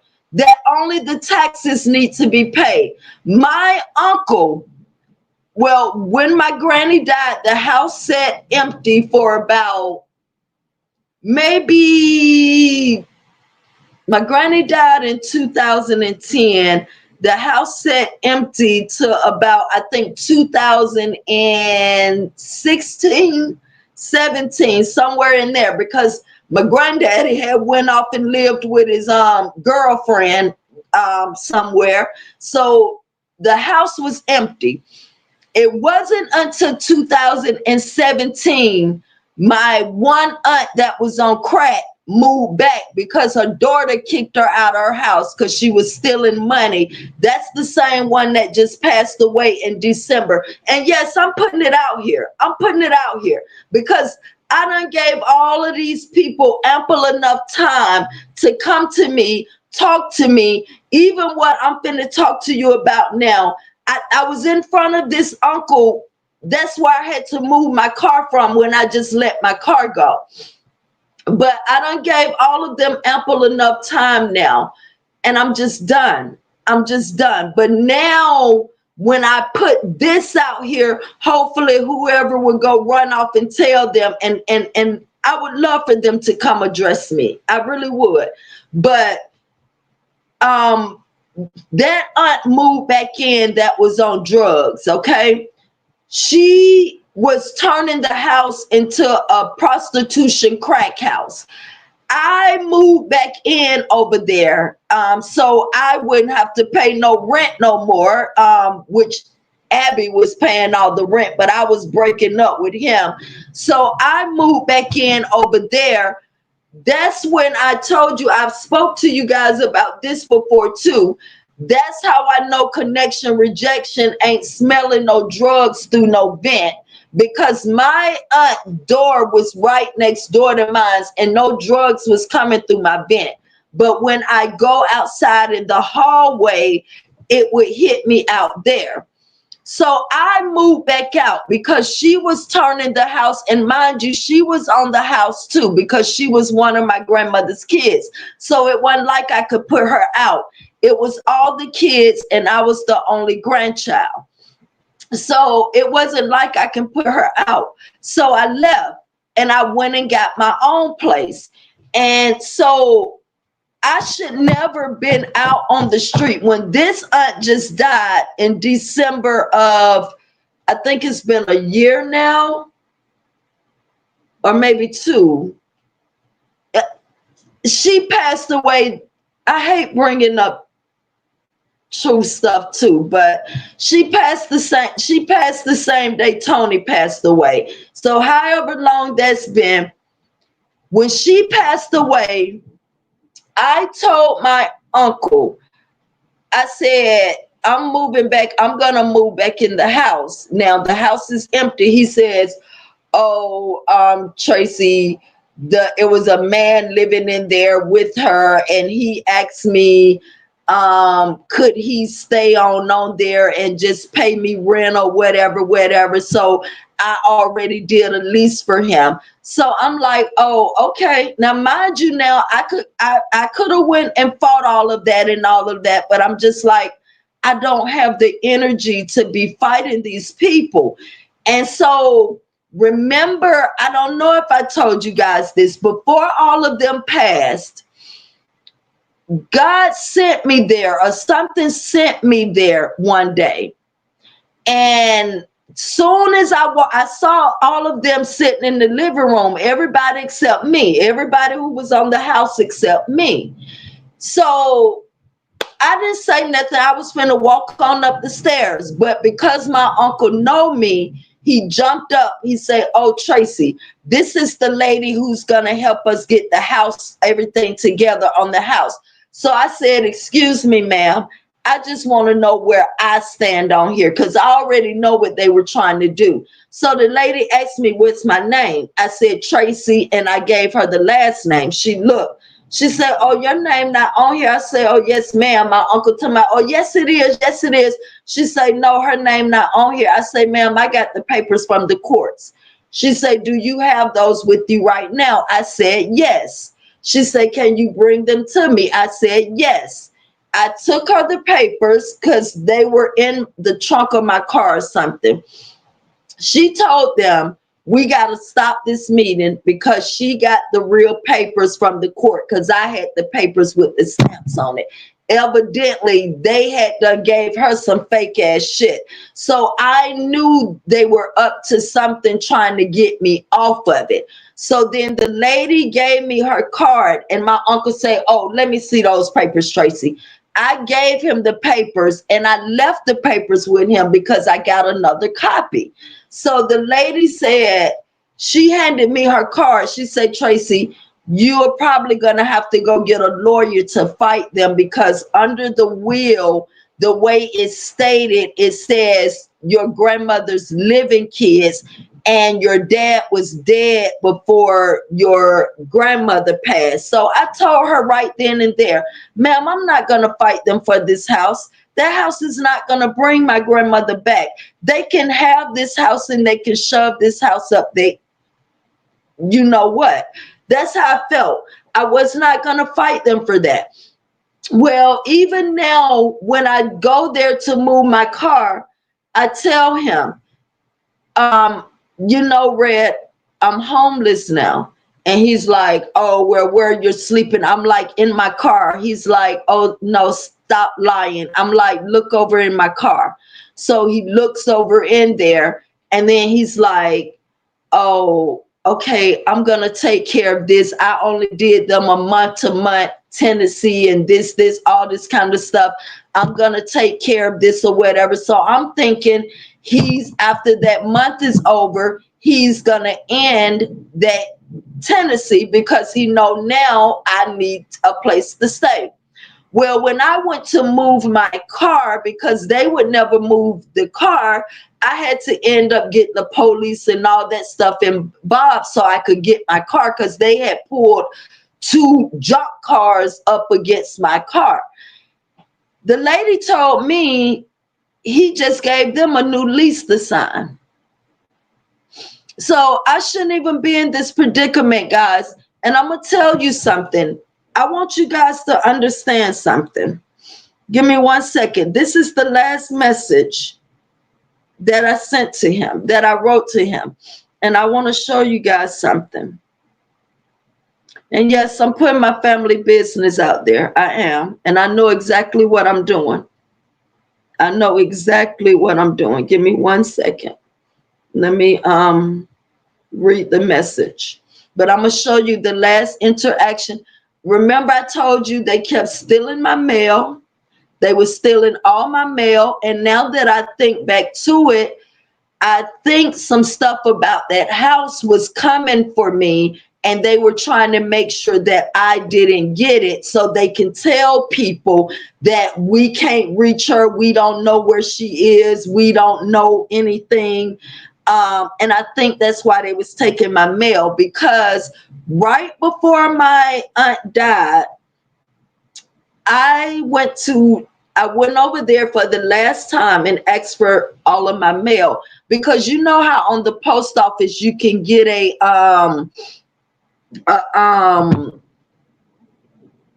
you know, you can get what's coming to your mailbox sent to your phone. I was getting every day what was coming, and I know I was getting mail. But she kept saying that no, I wasn't. But it wasn't until I went to the post office to take out a warrant. Then she calls me soon as I walk in the post office and say, "Oh, Tracy, you can come get all your mail." And when I get there now, it's a big red bag full of all my mail. Now, mind you, I done got a couple of years behind with the IRS because of my PIN numbers that they had been keeping. All of that I'm trying to catch back up on now. It's just been so much, guys. It's just been so much. But give me 1 second. So let me show you guys. I have been asking them for the last 2 or 3 weeks before I end up getting my car. Red, can you have the people move the car so I can get my car? I just need to get my car. I just need to move my car. So the last day, which was Wednesday, May the 28th, I said, Red, since the people don't seem to give a damn about what you have to say about moving these cars, tomorrow morning, I am calling code enforcement. I have given you guys over a week, almost 2, to move those cars so that I can get my car. Now I have to reschedule again because that was the 3rd time I had to reschedule with the tow people. I say now I have to reschedule again, and I'm done. You people have gone out of your way to try and show me that you do not like me. And the great thing about that is I don't like y'all either, but I'm done playing. I have given enough grace, and all I'm trying to do is get my car and be done with you people. You people have fucked with my mail, my car, and done other crooked shit you think I don't know about. You allowed them to move my car without my permission, to get their raggedy ass cars in the driveway of my grandmother's house, whom I did the most for, but you tried to treat me like the outsider. Laughing out loud. Too funny. But tomorrow morning, I am calling code enforcement to get these cars moved out of this driveway. This is absolutely ridiculous. And you talking about going to church. All y'all are going to hell. That's where you're going. But I'm done being nice. You left a house to a person that turned it into a crack prostitute house and talking about I couldn't live with her. Because that's what he gonna try to make it seem like, oh, Tracy, you couldn't even live. Why would I want to live in somewhere that somebody is turning into a crack and a prostitute house? That's not who I am.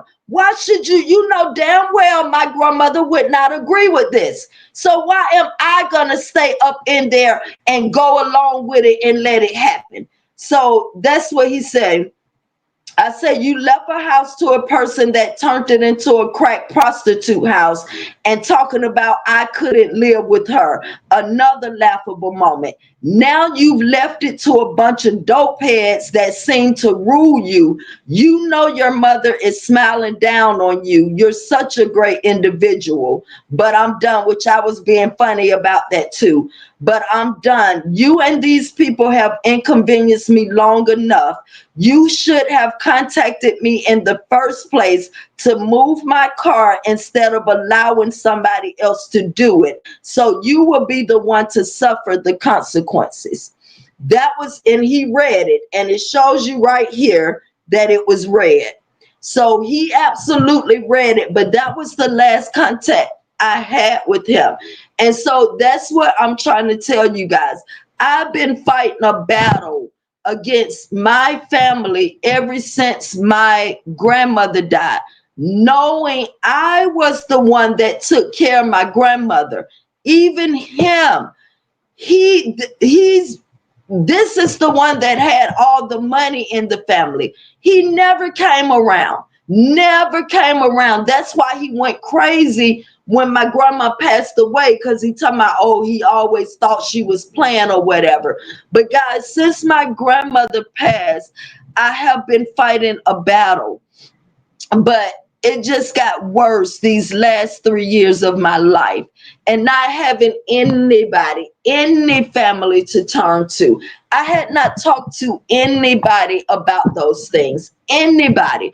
All this stuff I was keeping in, Well, it's one person on here also who was with me when I went to take the police report out, and he was also with me when I went and picked my mail up. He watches my YouTube too. He's on my Facebook, but I know he watches my YouTube too. So he was with me that day. So that's why I'm trying to tell y'all, it hurts me. And it just makes me so angry when people try to make it seem like you the issue when you know it's not you. You were just the one that was chosen as the black sheep of the family because you were always the one standing up for what was right in the family. You were always the one going against the grain in the family. You were always the one whose light shined bright in the family. The way my cousin's mother introduced me to the family at the funeral, she said, "This is Tracy, the only one in the family that got any sense." That's the way she introduced me at one of the funerals, okay? But since you are the one whose light shine the brightest, you was always the one whose light they was always trying to dim. It didn't just start when I got older. This been going on since I was younger, because I had no mother to fight for me. My mother was gone in the Navy, and even when she came home, she never stepped foot in that house. She would just drop me off and let me out and watch me go in the door, but she never went in because she never liked those people. But you left me to be raised with those wolves, though. You know, and my grandmother was always at work. I could call her like, "Grandma, they hitting on me or they doing this," but she could only do so much through the phone too. So that side of the family has always been against me, but that's the side of the family I grew with. That's the side of the family. My grandmother was the only love I really knew, but I never expressed that stuff to my friends and stuff growing up. Because I didn't know. I thought that's all my mom was supposed to do, was like clothe me, feed me, do the things that she was doing. It didn't bother me like it does now that I have nobody, because my grandmother was filling that void. And that's why I be trying to tell y'all, and people don't understand. But I feel like I lost my mother when I lost my grandmother. I feel like I lost my mother when I lost my grandmother. Everybody don't necessarily do something to their family, guys. Some people, not saying I am for real or any of that, but some people are actually chosen people out here, and they go through things, unnecessary things. Everybody is not just hated by their family because they have done something. That's just not true. I don't know about Adrian and all these other people. I can only speak for me. And that's why I wished that one of my family members or friends or anybody that knew about my family would come on here in front of the whole world and tell me what I have done so I can correct it. Because I don't know. I don't know. But all I know is I'm strictly alone in this world besides God. Besides God. And even though I feel like he's not seeing me, I won't let him go. I won't let him go. But guys, when I tell you there's another stronghold on me that I'm trying to release, and I don't know how to release it, and I'm trying not to go into some voodoo world or some none of that mess. I'm trying not, I don't want to interfere with any of that. But guys, I don't know how much longer. It's been 3 years. August the 1st been 3 years. I'm still not in my place. I'm at my friend's place. And this, I'm not even supposed to be here, guys. I'm not even supposed to be here. He can get in trouble. And this is not even my boyfriend or anything like that. This is strictly my friend. We do designing and stuff together. I'm not even supposed to be here. But I'm thankful that he was willing to take the chance and let me be here, you know. But I just needed to come clean for you guys today, for real, because I think too that would release a lot of my burdens on me, because a lot of times I feel like I'm coming to you guys, and even though I haven't lied to you guys, I left so much of my life out of you guys. And so when I sit back and I think on like, oh, what's her name? I don't even like to bring these people up, but when a couple of these people always bring up, oh, she's this educated or she's supposed to have this degree. I got those, but I never came out here bragging about those. And I never came out here trying to make you guys think I was more than what I am. But I also never told you guys all that I was going through.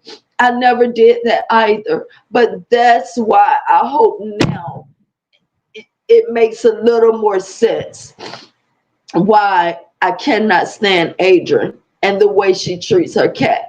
I would give anything right now, anything, to go get my cat. Y'all don't understand. I love that cat more than I love anybody on this earth right now, because that cat has got me through so much, so much. And Abby, I know you're gonna watch it. It's your fault. It's your fault. All I asked you to do was to keep blinking. I could have stayed on in the car. I just asked you to keep blinking. And that person you with, they're evil. They're evil. They're evil, and I hope you know that. I fought with you through a lot of shit. Even all the dirty shit you did to me, I even fought with you, and you know it. You know it. I fought with you, and you know what I'm talking about. Even after you did that dirty shit, I stood by you and I fought with you, because I didn't like the fact of how you was being done. Even though you had did it to me, I fought with you. But I asked you to get my cat.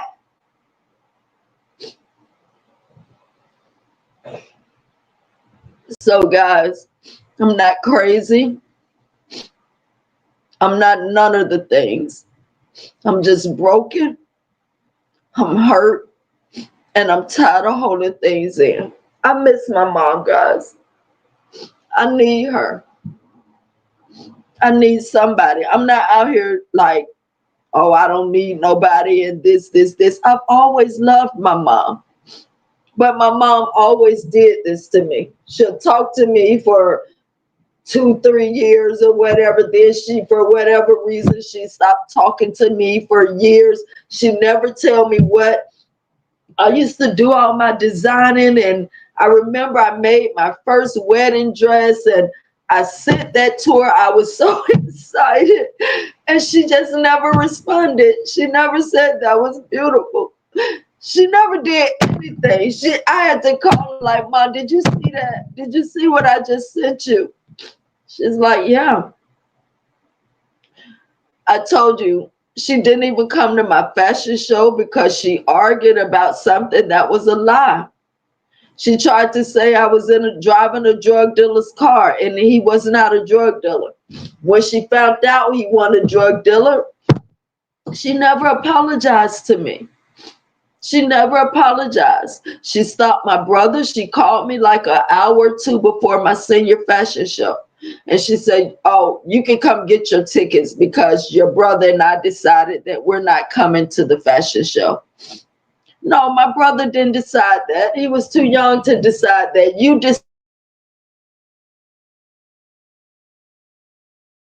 Your daughter is graduating at the age of 35, getting her bachelor's degree. You here at her college talking about, oh, who you driving a drug dealer Hummer. No, he's not a drug dealer. And first of all, even if I was, that could have waited to later. This was my day.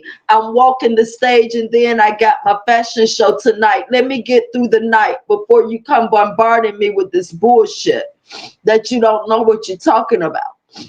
Then when he came and built my dressing rooms and you met him and found out all that he did and found out that he was not no drug dealer, you never came once and apologized. You never said, Tracy, I'm sorry. If it had not been from him, I would not have had nobody at my senior fashion show. I would not have had nobody at my senior fashion show. He the only one showed up. Even though I invited the two people I thought were my best friends, and I still say they're my best friends because they're the only two best friends I've ever had. But nobody showed up. Nobody. But I've always been at everybody's sex parties, funerals for their families, parties for their babies, cookouts for their families. I've always been the one to support. Always. Always. Damn near stayed at both of their houses because I didn't want to be home with my mom because there was no emotion there. There was nothing there. So guys, I've just been built up with so much, and I don't know where else to turn to. But what I do know is, guys, I'm not gonna take myself out of here. I know through all of these tears right now, I'm gonna get stronger. I know that for a fact, guys. It's just the point in being able to talk to somebody, release it, and get it out and move on. But I've been holding in so much for so long. And it was just time I let it out. It was just time I let it out. Leah, I will be real. I ain't gonna even go back. Let me see down here. Cash. Tra-Luv, I'm drinking London. London, I wonder if she's still in here. Drop your cash up blessings. Tra-Luv. Wow. Go to your mom, hug her tight, and don't let her go. She will and try and pull away. Don't let her go. I don't know. She will accept your love. Oh no, Leah, not this lady. When I told you, when I just went there that time, she was telling me to go away. And I was like, no, I just didn't leave out the driveway. I'm like, no, I first wanted to make sure you were okay because I've been having these dreams. You're releasing Tra-Luv. Hey, Renee. Thank you for coming in. I love you, Tra-Luv, but God loves you the most. You will continue. Thank you, Lynn. Thank you. And Lynn, the thing about it, when you say that, I genuinely want your prayers because I really genuinely, everybody doesn't genuinely pray for you. And people will say they'll pray for you and then they forget about you. But I genuinely believe that you do, Lynn, and I need them. I need them. Prayer in abundance. When you got prayer warriors together, all working together and praying for a person, I believe it works. And I believe in you. I don't like or want everybody praying for me, but I believe you, Lynn. So please keep me in your prayers, please. Thank you, Can't Handle the Truth. Hey, Tisha. I was going to ask, where's the cat? Well, yeah, I just told you guys. And somebody got her. My battery. Blessings, Tisha. Hey, everybody. Thank you, Tisha. Thank you. Thank you for that. You claim victory when you don't. You speak blessings on yourself. I know I try, Liv. I've been doing that, but it seemed like just when I think it's getting better, it just gets worse. And that's why I was asking God this morning, like, can you see my face? Why are you so far away from me, you know? Tra-Luv, blessings. Thank you. Keep shining without them. Your average logical thinking. Thank you. Wow. Yes, Leah, all my mail. I wish I could show you the bag, but it's in the storage. But I wish you could show you the bag. And I knew they was doing this to me. But every time she kept telling me, nope, nothing didn't come, nothing didn't come. And then when I went and had the mail stopped, I went to the mail people and told them to stop the mail for 30 days and let me come pick it up so I could get, my mail. I didn't know they stopped the whole mail, like for the whole house or whatever, for 30 days. But they do. Whenever you go and you ask for them to put a hold on your mail, it stops the mail for whoever is getting mail there. So then her granddaughter goes there some kind of way and trick the people out of getting the mail when they was not supposed to release it from her and to her. And you see how nice I am. That supervisor told that girl that if I go on and file that claim, she was going to be fired, the girl that released the mail to them, because when they pulled up the paper, it had my ID and it had my name. So she shouldn't have never released it to them, but she did. I didn't even go file the thing. I didn't want the girl to lose her job. Plus, when I got there, the aunt called when I told her, because I went there first. And when she told me, no, nothing didn't come, I said, okay, I'm done playing. I'm finna go take out a warrant now. And the mail thing is just like 5 minutes away. I don't know how many of y'all are from Atlanta or whatever, but if any of you from Atlanta, my granny's house is in East Atlanta. So y'all know that area has been heavily gentrified. So it's in East Atlanta. And the post office is just right up the street in East Atlanta too. And so it's not far. It took me like maybe 3-5 minutes to get to the post office. And she was calling like, Tracy, you can come back and get your mail, because she knew she had messed up. It was a big red bag, all full of my mail, just full of my mail, full of my mail. Some of it had been opened already. Some of it had been like they tried pulling it open and peeking under, all kind of things. And I knew that had been going on. But that's why in that message, I told my uncle, I've been giving you guys grace period for a long time now. For a long time now, because they were my family. I was letting it go. But they were doing these things, and I just was holding all this stuff in, just holding it in, nobody to talk to, nobody to tell it to, nobody to run to, nobody to help me through it, just bagging it all along with outside bullshit, along with being homeless, along with losing my cat, along with everything. I was just piling all kind of shit on top of me, inside of me, and still trying to be this strong soldier and keep going, keep going, keep going. Everybody break. I'm human, guys. I'm human. I'm not a robot. I'm not a robot. Everybody breaks, and that's just the truth. Everybody breaks. And I'm just Uno in here carrying the weight of the world. Yes. Hey, Uno. I know all those people probably gone by now, but Tra-Luv, I was just thinking about you the other day. Thank you. I've been wanting to come on every day, guys, but my soul just sometimes just won't allow me to talk. And I'm talking about that's in real life. That's in real life, not just here. I don't talk to people. I just sit all day with nothing to say now. With nothing to say unless I'm talking to God. Unless I'm talking to God. My soul, my spirit just won't allow me to talk. And guys, I told y'all the last time for real, with everything going on in this world, I worry about my mother so bad.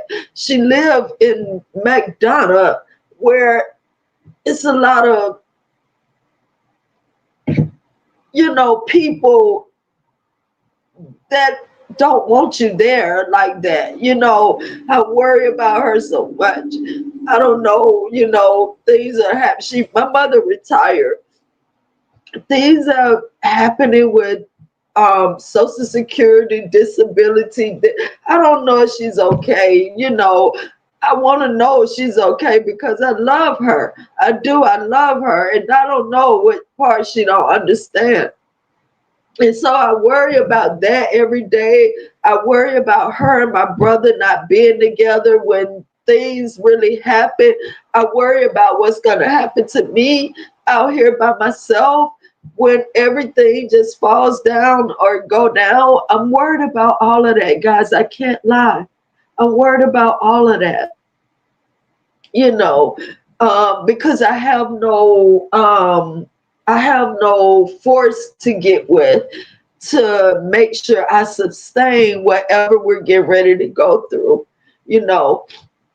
And I think my mom and my little brother will get together, but I don't think I'm gonna have any force to join with, and that's like scary, and I've been researching a lot and learning a lot, and I think with me, I think they need me too, just as much as I need them, and I want to be there so all of three of us can have a fighting chance, but I don't know how to get through. I don't know how to get through. Tra-Luv, you're gonna have to put your faith in God. Okay. So I don't know how to, if I'm not already doing it, Bell College, I don't know what to do if I'm not already doing it, because I've been thinking I've been doing that, and then I've been just forgetting about it and just letting it go and letting it go like God got me. But the more I be like that, it's like everything is just still falling down. It's just still falling down. And that's why I say I don't know. I just want whatever off of me, or I just need God to see me. I just need Him to see me. And I know it's not in my time, but I don't know what else to do, Bell College. I don't know. I've been sitting now almost 2 months in complete quietness. No TVs. Even it's TVs here, but no TVs on, no talking to myself with just him and talking to him. I don't know what else to do. I don't know what else to do. So if you see something that I'm not doing, please tell me. I love constructive criticism. I'm not going to get mad. So if you see something, or because, you know, a lot of times people can see things we can't see, or you might know some things more than I know when it comes to faith or whatever. I don't know, but I don't know what else to do. I don't. I'll be trying. Thank you, Tra-Luv, for sharing it. I will keep you. Thank you, Lady Marie. We are all in this together. You right, and that's why I say everybody. It's so sad. Keep being who you are, Tra-Luv. Thank you, Miss B. Lynn, can you give? Okay. That's why Lynn started giving me the scriptures, because of Miss Margie. Thank you. God is our refuge. He would never leave. God isn't going to let nothing happen to his own. My Tra-Luv, God sees you. He won't come correct. What do I need to do? Like, that's the thing. Like, I I see him. The only thing I don't do, come correct, is I don't go to church. I don't go to a building, but I pray and I talk to him. And I stay away from evilness, all of that. And when I tell you all day long, even some days I've been fasting, guys. I don't know. I don't watch TV either. I have been trying to get rooted in the word. Believe me when I say, oh, everybody Bell College. That's the thing. Everybody. I just wish somebody was here in Atlanta. I wish one of y'all was here in Atlanta where I'm at. And I could just get with you guys and get a hug, or just talk, or somebody that's going through what I'm going through too, and we could like feed off each other and things like that, because it's so hard. I know it is. I know it is. Trust me. I feel for everybody, not just me, for everybody. But I'm at my breaking point. But I'm not, guys. I don't know how to give up. And I'm not gonna just take myself out of here or anything like that. But I'm at my breaking point, and I am a little nervous. I can't lie. I am a little scared and nervous with everything going on in the world, because I can't like fight by myself. Like, if things pop off, I don't want to speak all these things into existence, but whatever is going on in this world, I can't do it by myself. I can't. I can't do it by myself. Trust God, but you, oh Lord, I'm a shield, my glory, one who lifts my head. I'm trying to get my ducks up. I'll be there soon. Okay, when you talking to him. But Miss Margie, how do you know when you hear him? Because I thought that's what I've been doing too. I thought that's what I've been doing too. But how do you know, like, when you honestly hear him? Because all these things, I thought that's what I've been doing. Hold on, guys. Let me blow my nose, because hold on.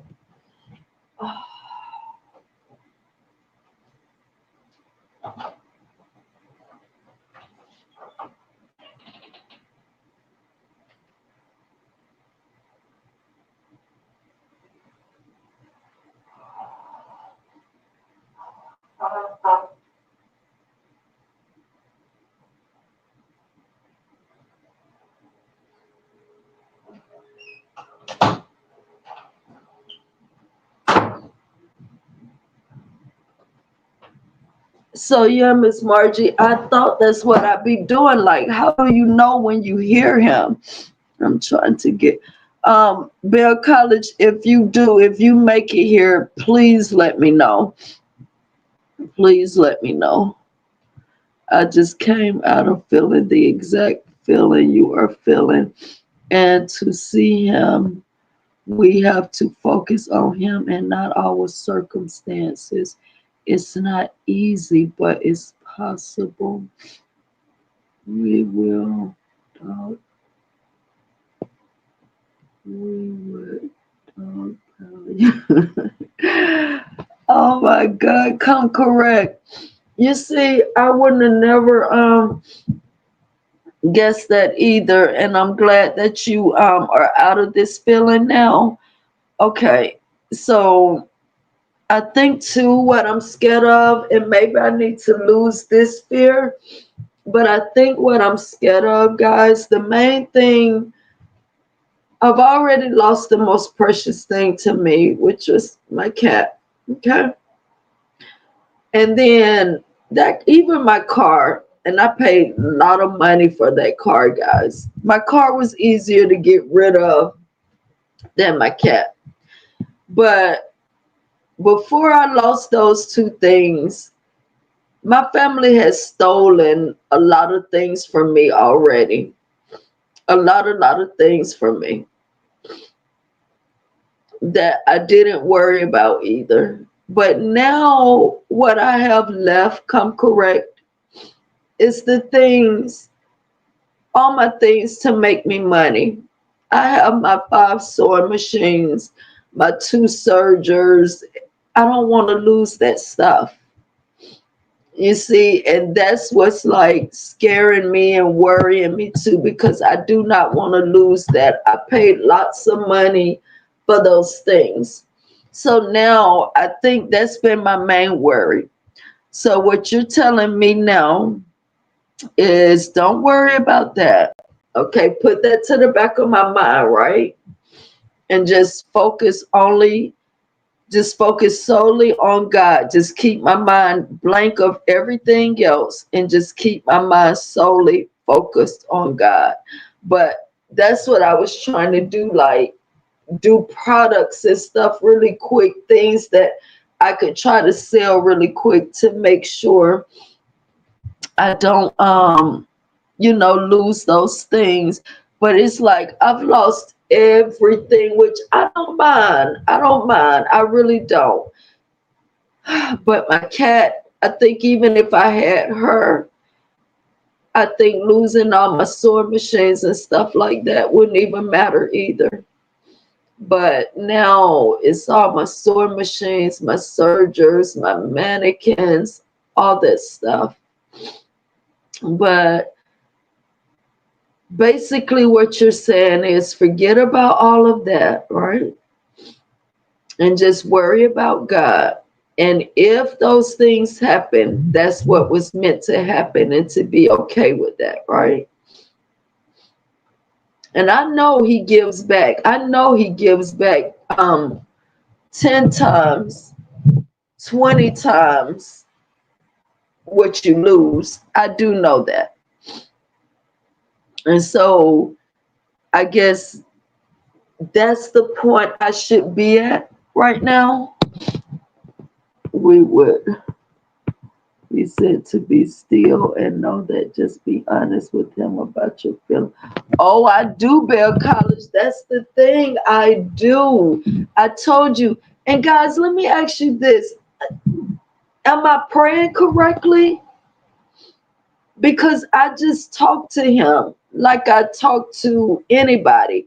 Like, am I praying correctly? Is there a certain way I should be praying, especially to remove? Hold on, it feels like somebody done turned the air on. Hold on.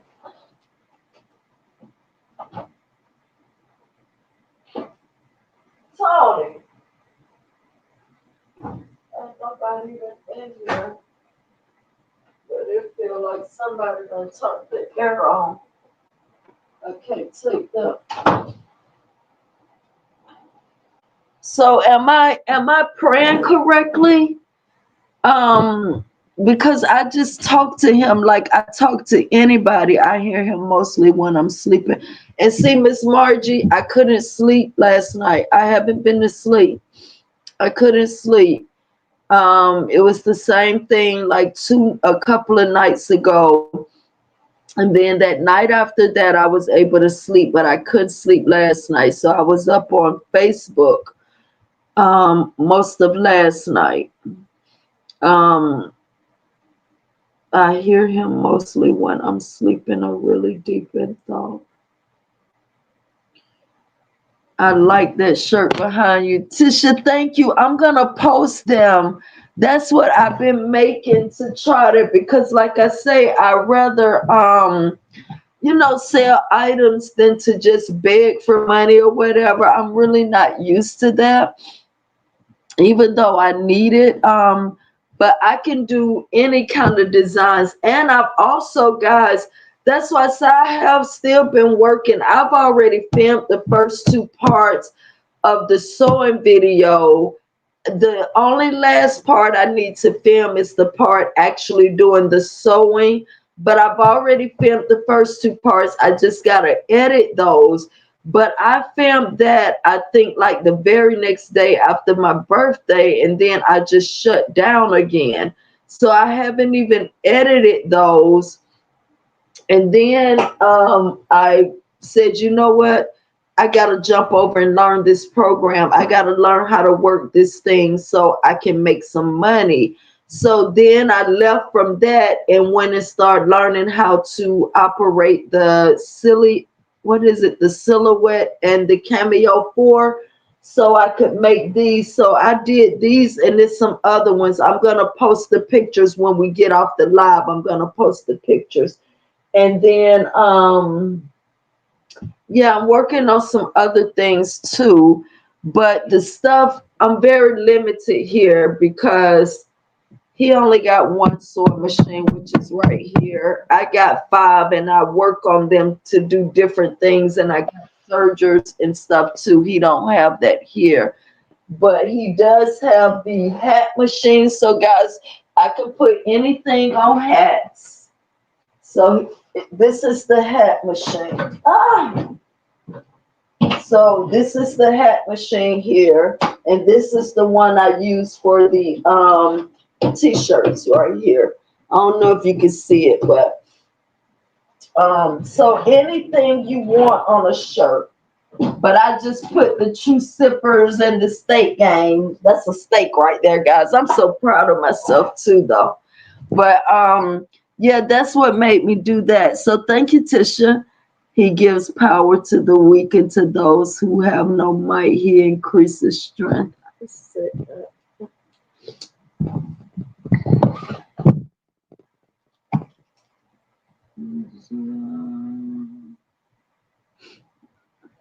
When I see this name, Isaiah, y'all know what I think of. I always think of that Halle Berry movie, Losing Isaiah. Open your heart to him. You will feel him. I promise you, Tra-Luv. Oh my God. I thought that's what I was doing, Leah. Maybe I'm worrying too much about my circumstances.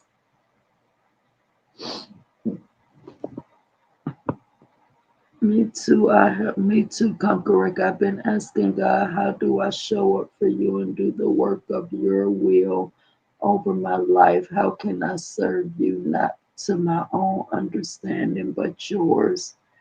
Oh, wow. Come correcting Lady Marie. Thank y'all too for being so honest about, you guys are, just coming up out of this too. Now, I mean, I wasn't going to feel bad about it. But now that you see it's other people that you've been trying to hide things from and keep things from that's been going through the same things. And had you just released it, all of y'all could have probably talked about it and got through it together and everything. So thank you guys too. You just never know. But you're right, Lady Marie. You don't only have to hear him, you have to trust him, even if you don't understand. Now, Lynn, I know that. I know that. I wish you had a link to drop. What kind of link? Yeah, what kind of link? Come correct. I got confirmation. Oh, you meant like, I don't know how to do this stuff. Like you mean my live? Come correct. The link to my live, I got confirmation from my pastor last month to start by. Oh, you know what? This thing finna start by trust that God is WJ is who he is. Blessings. This thing finna check your phone. Okay, hold on. Come correct. God says.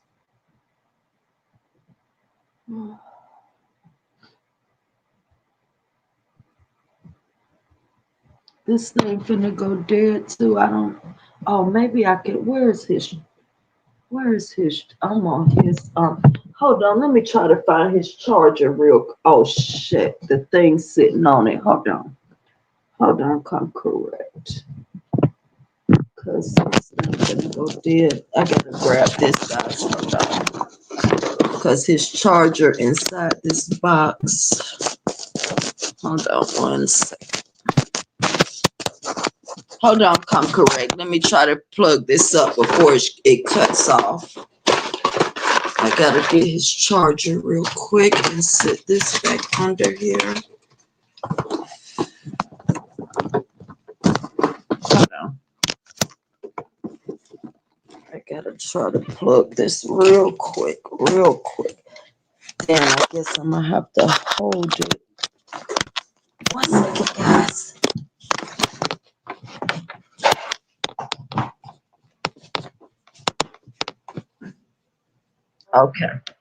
Okay, come correct. Hold on. Yes, I'm gonna have to hold it because it's charging now. 1, 6.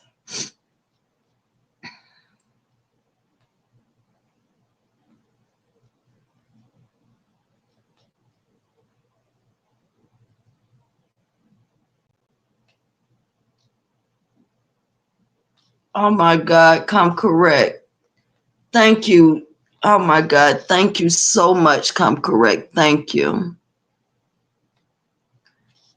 Oh my God.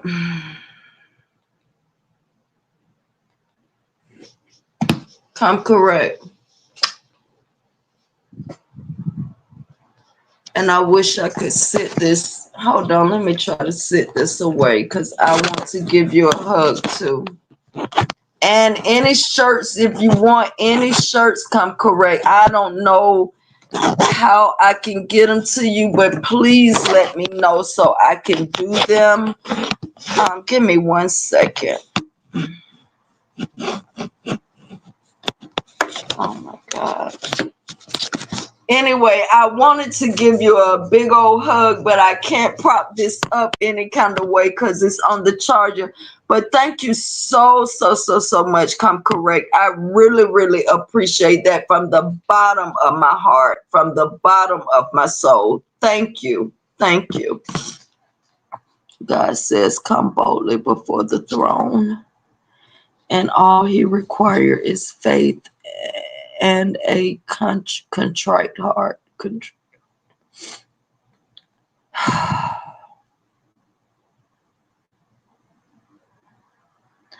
So, keeping it real, can you pull up and play this song called Fourth Man in the Fire by Frank? Okay, hold on.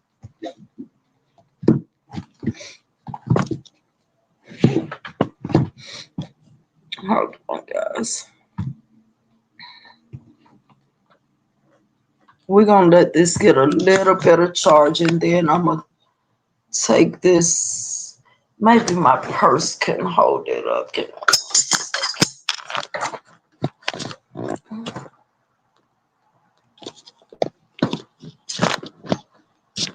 This is crazy. I gotta get me a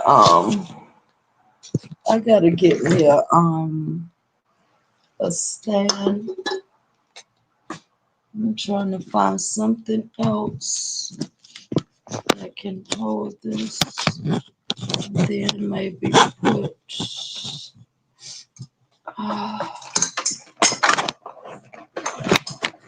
the phone right there. I mean my bag right there. And give me 1 second, guys. I'm gonna just do like that and just hold on this side. Okay, hold on, come correct. I'm pulling it up now. I done gave myself a headache. So, Fourth Man in the Fire.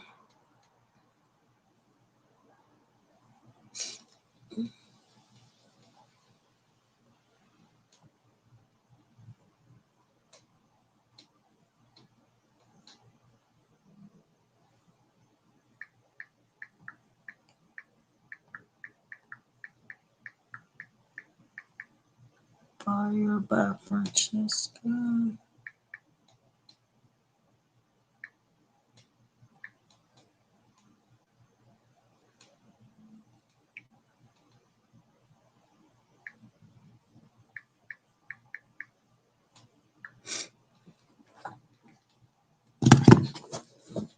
Okay. Fourth Man in the Fire.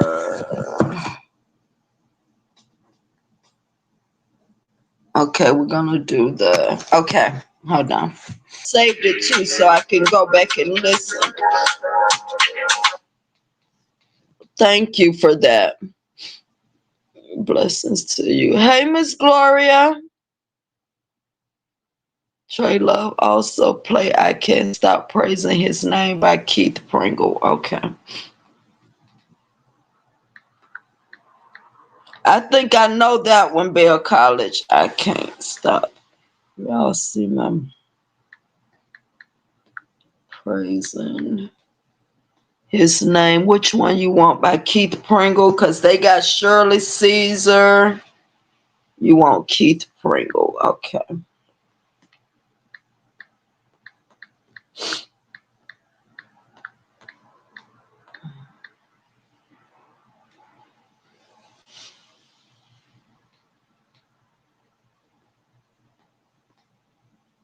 Oh, wait a minute. That one say call him up.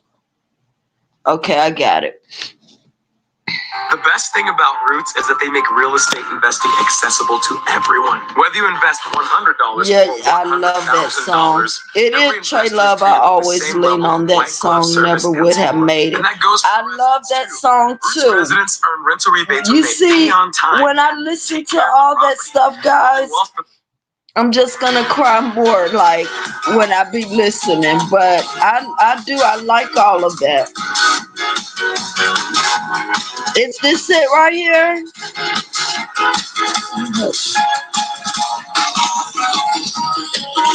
This one right here? Okay.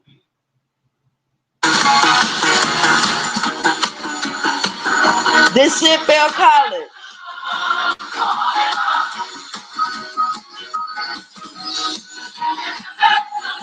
Okay.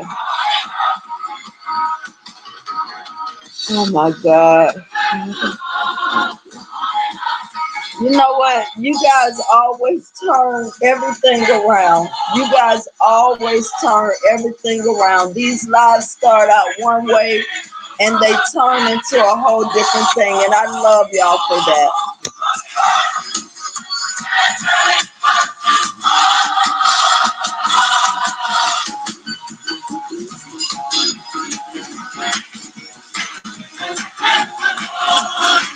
This one got the words too.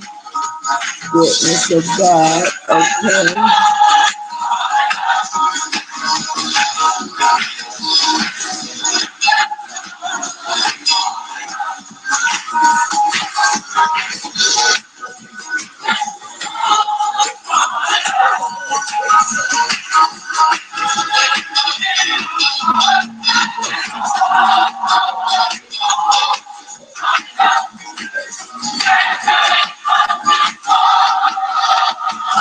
Now,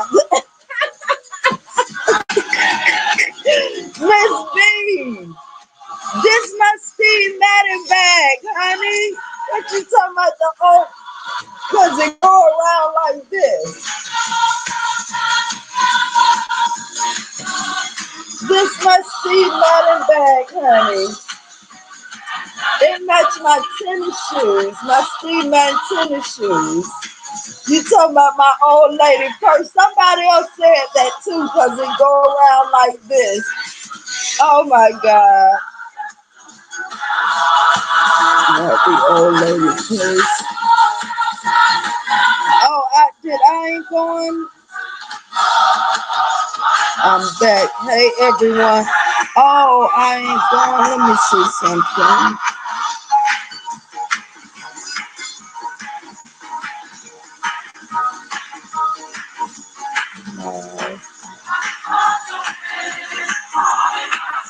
Um.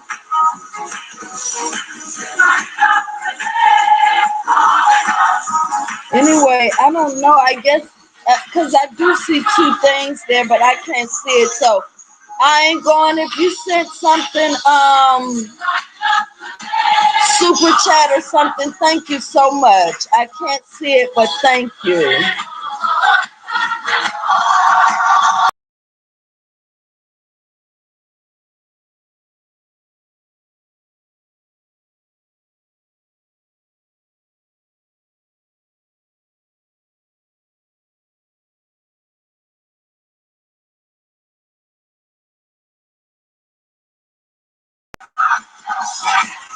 Can y'all see me back?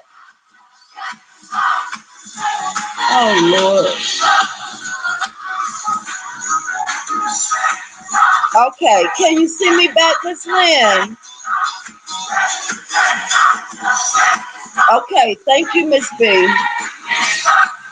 Oh yeah, Lynn. Now he knows your name. I love that song. So I'm gonna tell you guys. Hold on, let's finish this real quick.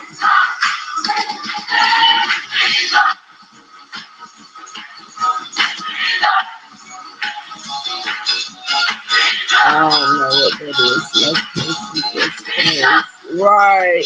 I'm not even worrying about this. I'll play any song out in my chopper jamming series or God's healing waters that will wash. I'm telling you, Lynn, that's why I tell people after you get your tears out, it seems like strength comes from nowhere. And then with all of you guys just here, some of you letting me know, Tracy, we just came out of the same thing, or we going through whatever. You don't want to see other people like that, but it makes you feel a little better too, knowing that you're not going through it alone and that somebody else understands you. The only thing, hold on, guys.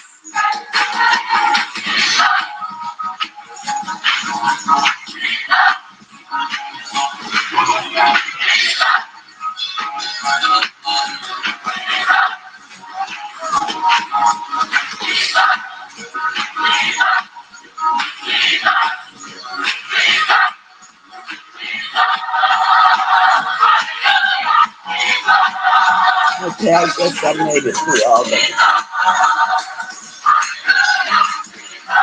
Now I done gave myself a headache.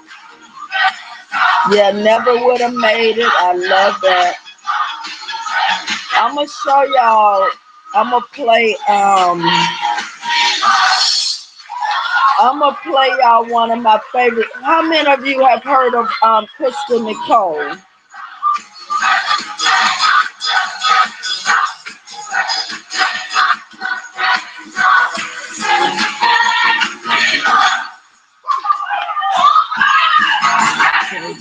Thank you, Lynn. Thank you.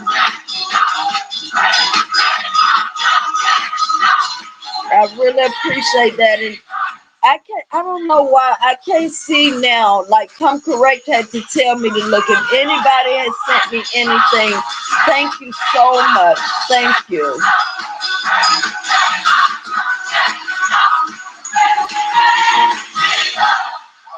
Now, okay, I'm gonna play the other song, but guys, let me let y'all hear this song.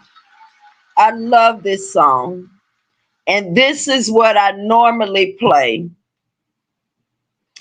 Her name is Crystal Nicole.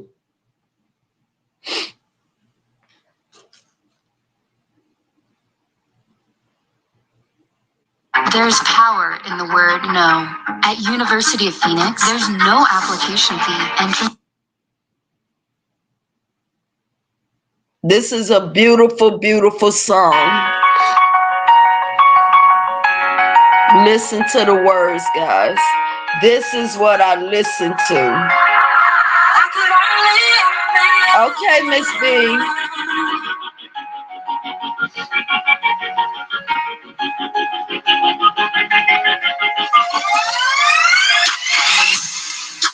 Taking in the sunshine, admiring your workout. Looking in the meantime, how and why I'm loved by you. I guess the thing want to start acting up now, but listen to the words, guys. It's so beautiful.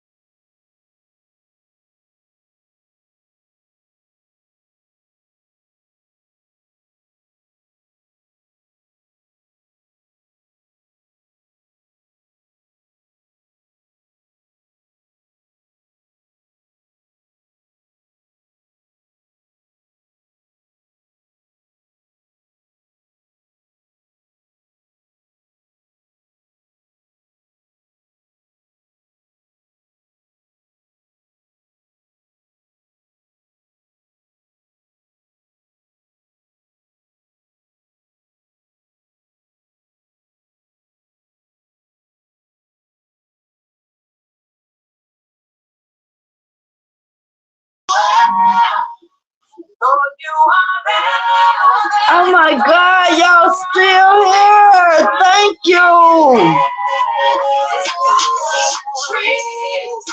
Hey, Arlene. Oh my God, thank you guys.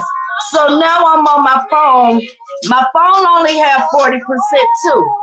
Quick question, guys. Is Truth or Anybody live? Because I saw she had one scheduled for Adrian.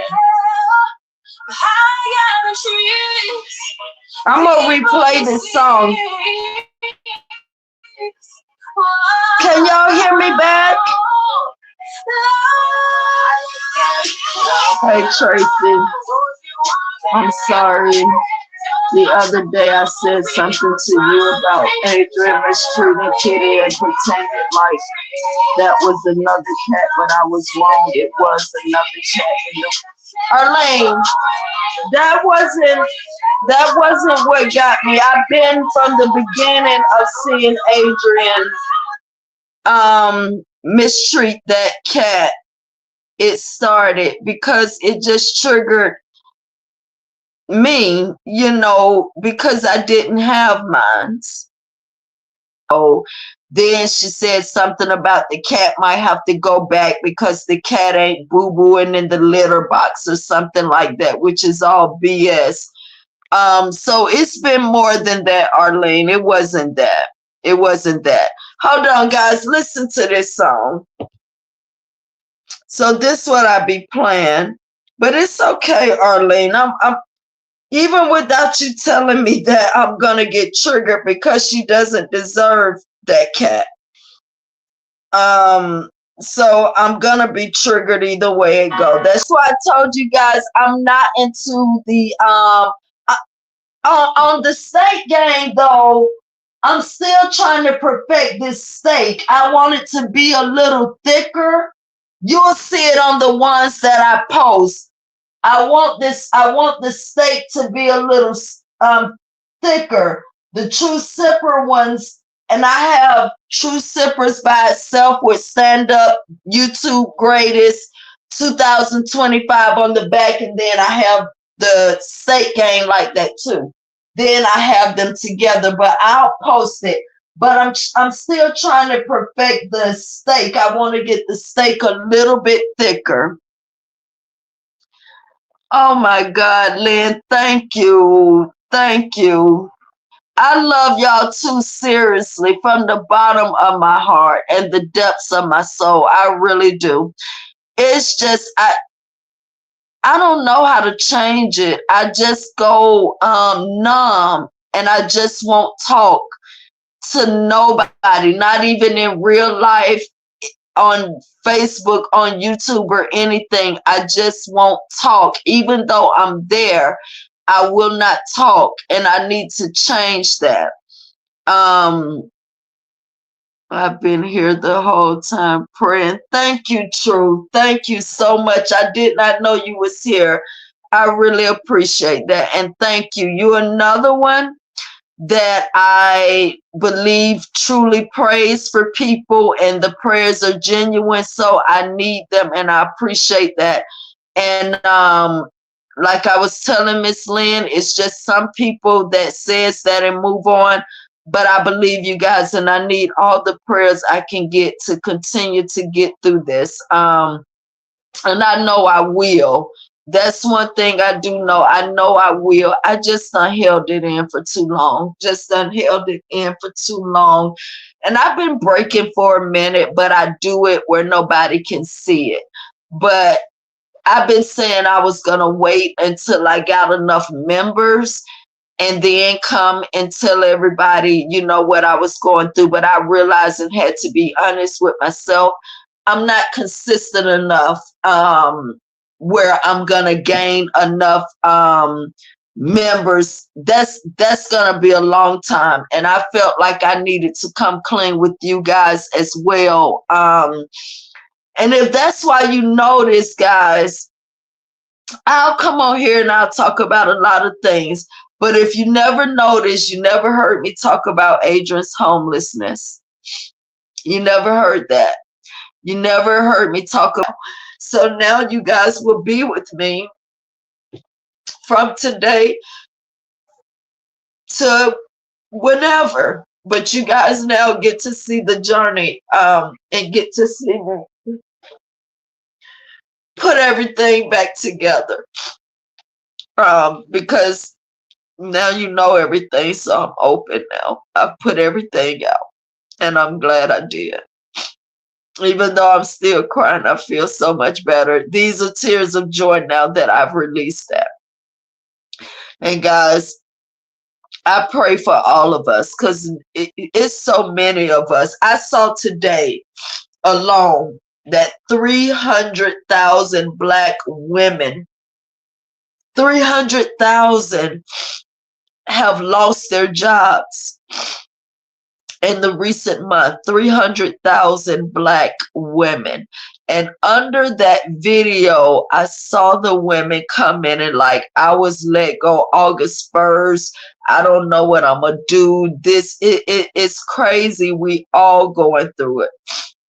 We all going through it. Thank you, Come Correct. Come Correct. You have, I'm telling you, I don't know what to say, but you have been a big blessing to me today.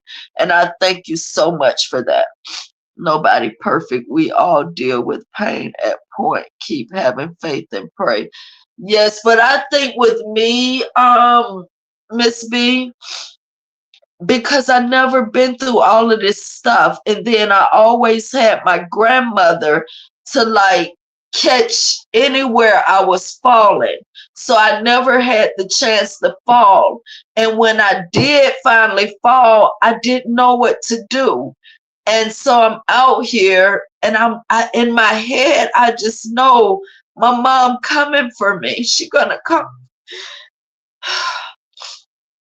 I just knew she was gonna come for me because I had not done anything to her. So I know she's coming for me. She know my grandmother gone, so my mom coming for me. And she didn't come for me, but it's okay. It's okay. I still love her either way it go. And I'ma love her. You know, guys, all of these things go through my head like, what if nobody tells me, if we don't talk? And maybe this is my problem. Maybe I'm putting too much upon myself, but in my mind, I'm thinking, what if I don't find out my mom passed away or something? What if I don't know these things? You know, because I don't have any way, like, to talk to her or to know. And that's why I popped up. I didn't care what she had to say, and I'll do it again. Yeah, I'll do it again. I'll pop up again, and I still don't care what she got to say. But all these things be going through my head, like, I don't want to not be there. I don't want to not be there. I don't want my mom going to no nursing homes and all that. I want to take over all of that. I want to take care of her. I want to do all of that. Nobody going to do that better than I'm going to do that. Nobody is going to do that more patient than I'm going to do that. And I don't want nobody mistreating my mother. You see, but I don't know how I'm going to find these things out. I don't know how I'm going to find these things out. So I burden myself with all this stuff. Do you live in the same? We do, Bell College. We live in the same state. We both in Georgia. She's in McDonough, which is not far from Atlanta. It's probably like maybe 45 minutes, if that. 30 minutes to the most, if that. We don't live far from each other, but we are in the same state. My brother too. My brother too. But see, my brother, he's a mama's boy too. Even he once told me, he said, Tracy, I'm afraid that mom is going to do me like she did you and just forget about me. My brother told me that. So he know my mom has done that to me, you know? But we're all in the same state, but he's a mama's boy. So it's hard to like try to get to him too because she gets to him. You see, and he's more, I guess his relationship with her is more important than with me. So you see, that's why I say a lot of times too, parents will place siblings against each other. It's all kind of things that go on that people with good families would not understand. And I'm not saying my mom is bad, but I don't know. I don't know how to explain it. And I don't want to say bad things about her, but I do want to tell my story and I want to tell it correctly. But I want to tell it as careful as possible because I don't want to dog my mother. I would never do that because I want my mother in my life. I'm not a Peaches McIntyre. I want my, even when I look now in the mirror, I used to see my dad all the time. Now I see my mother. I see my mother now when I look in the mirror. And I know my cousin George, I don't know, he probably ain't saying nothing on here now because I've been crying, but he probably see when he look here at me on this thing, I'm sure he sees my mom. That's his auntie. I'm sure he sees her too. But that's what I see now. No, that's the thing, Bell College. I don't want her to ever go there. I don't ever want her to go there. These nursing homes down here, they are no good. I will be in there whooping ass every few minutes. I'm telling you, I will be in that nursing home whooping ass every few minutes about my mom. I've been I got locked up. That's why I say I can't do that. I don't want her going there. Nobody will take care of my mother the way I will take care of my mother, and nobody will be as patient doing it the way I would do it. And I don't even want my little brother doing it. I'm older. I don't want him to stop his life. I want him to continue. He got a whole life ahead of him. He needs to live. I want him to continue his life. And I'll take care of her. But I no, I don't want her in that.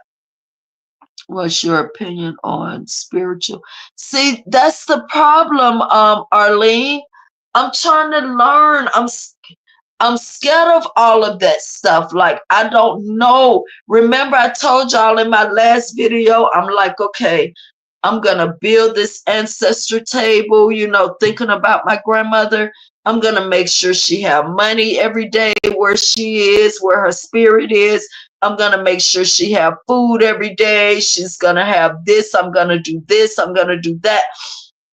When I started building that thing, and because I just had started researching, then I came across a part. It was like you have to be really careful with those things because you can be inviting evil spirits into you and you don't know.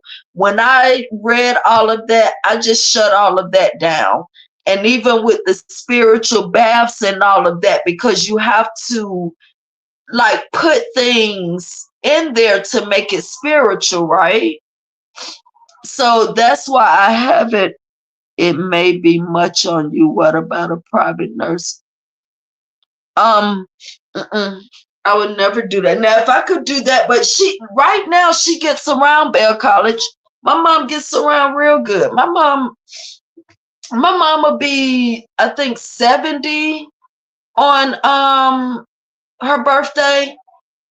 When I just saw her, that's why I wasn't gonna leave. I wanted to wait for her to get out the car so I can make sure she's still walking good, everything's still looking good, everything. My mom still get around good. I'm just thinking about like for the future. But no, but yeah, because my mother,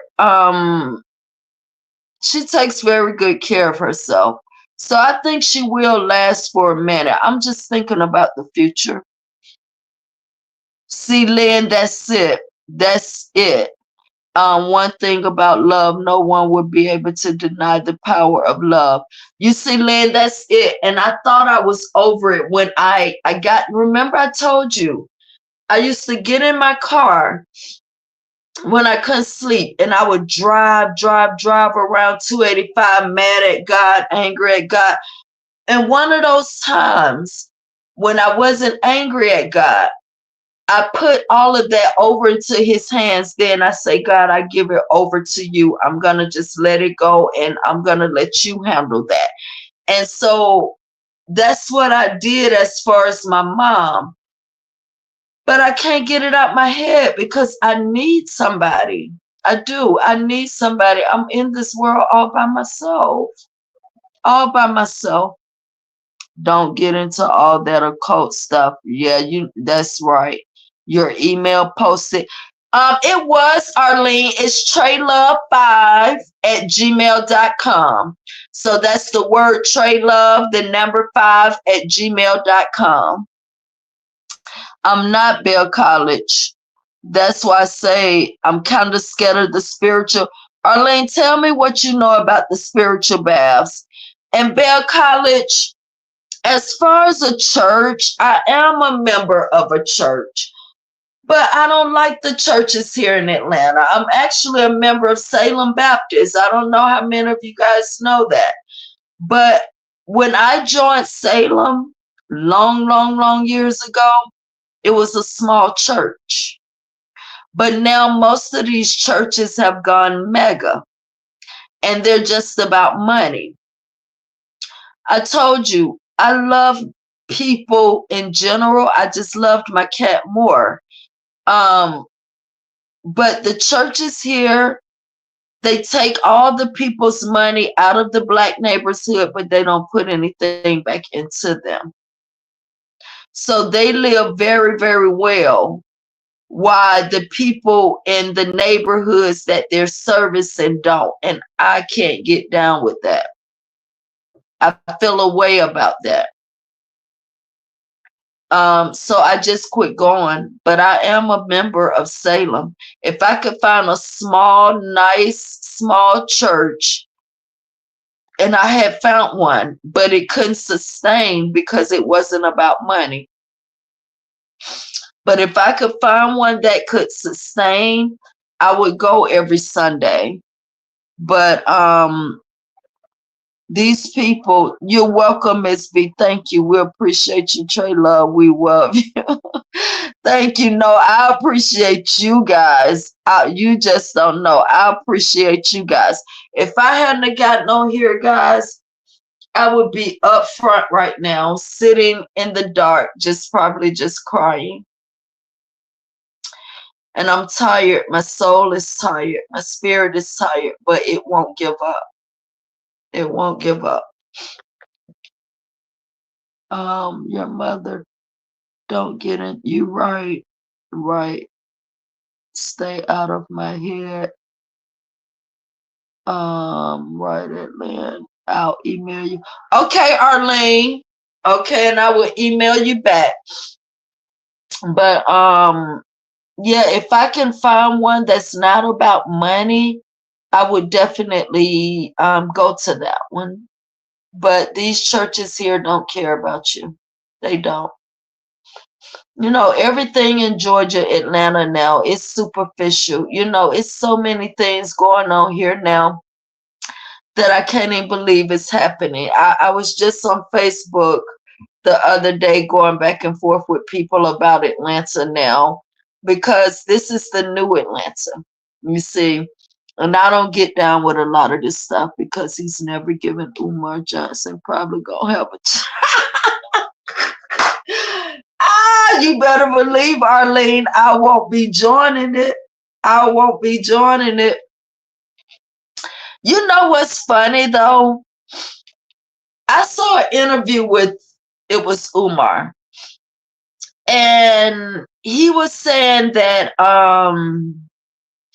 when he passed, even though it seemed like he put down black women or whatever, I saw an interview with him, and I remember he was telling people if he gets sick, he want to be surrounded by black women. He said white women and white men will kill him off or something like that. He said, but he know for a fact that a black woman will take care of him and make sure he's okay.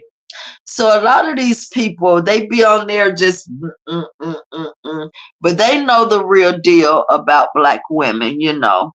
But yeah, I won't be going to his church because I just recently saw hearing some other things about him that I did not know. Something got to do with some little boys or something. I don't know, but if you start hearing, like they said, if you continuously hear stuff like that, it's some smoke somewhere. It's some smoke somewhere. I believe he's on the spectrum too, but on the high side, yes. See, that's why I was trying to tell somebody. I don't know why people don't understand, but most people with that's on the spectrum and got like bipolar thing, those be very educated people. They just have something and they go into those states. But those be very educated people. I know one very close to me. Very educated people. I believe he's on the spectrum too. But yes, I won't Bell College. I won't never give up on God because it's been God that kept me out there. It's been God that kept me. Girl, I ain't know nothing about living on the streets. I'm looking at all this stuff like, what are these women doing? You know, and for the longest, I didn't know what was taking place up there in the parking lot. Somebody had to tell me. I'm not green, but I haven't been on that side. This is my first time like that, you know. And girl, that's why I know it's only been God that has kept me out there, that has kept me away from any kind of danger, that if any of that, I know it's only been God. I'm just going to say this: you are vulnerable to attacks because God has made your light so bright. Oh Lord. I'm tired though, Arlene. I mean, I know you're talking about traumatized. Yes, Bell College. And that's what I'm saying. I didn't know what the freak to do. I'm out there the first 3 months, I'm crying every day, all day. I still got my cat now. Every day I'm looking at her, I'm crying. I'm like, Lord, I can't lose my cat, you know.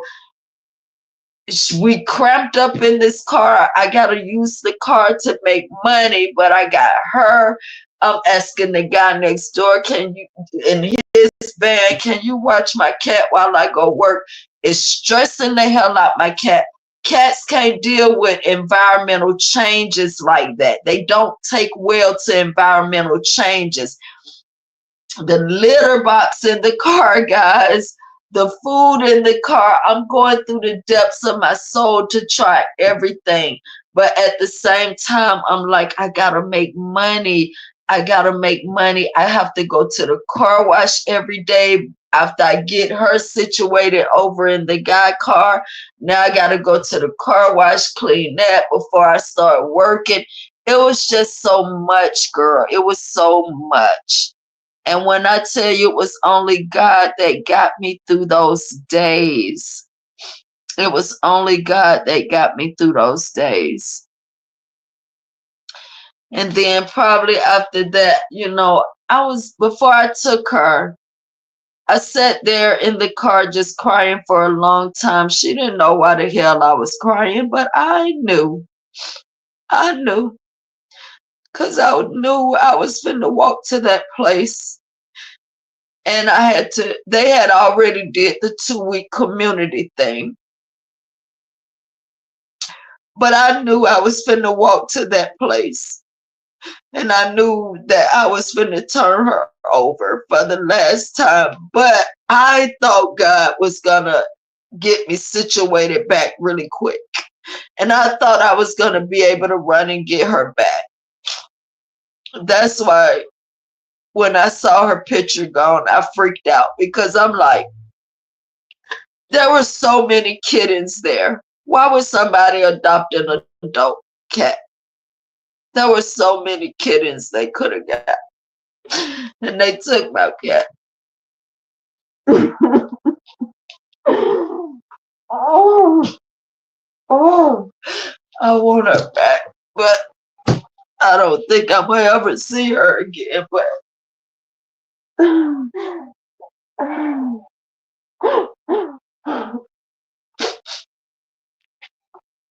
I knew that was gonna be well, I didn't think that was gonna be the last day because, like I said, I thought God was gonna get me back together quick to go back and get her. And that's why I told that lady to just call the people and tell them to bring her back because I'm coming back for her. And they tell me they can't do that.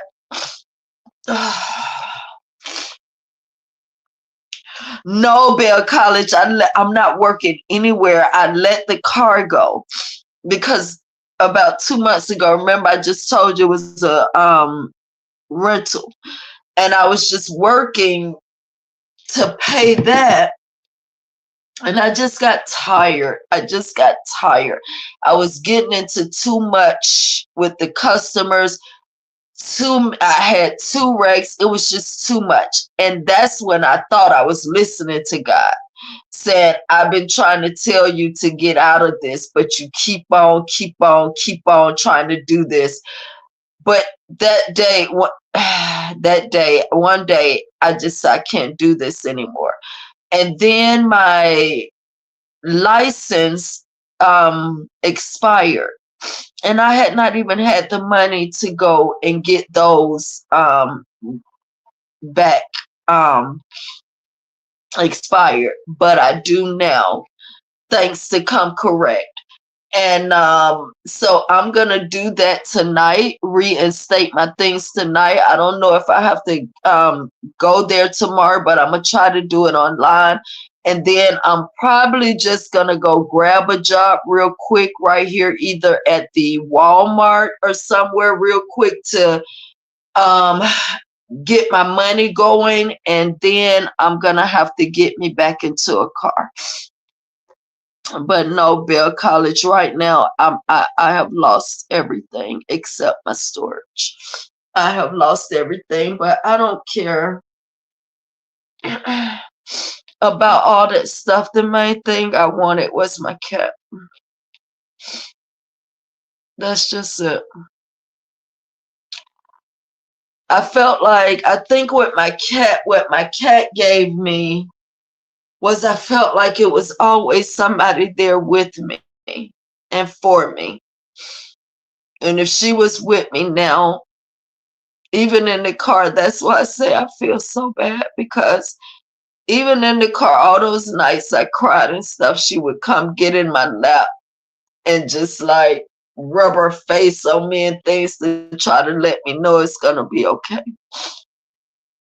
This world is changing so much. I hear you. And you are going through a lot, but God knows best. He knows what we know not. Just be still. I know, Arlene. I know.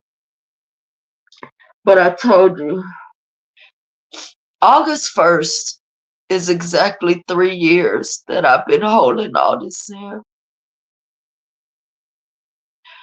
August 1st.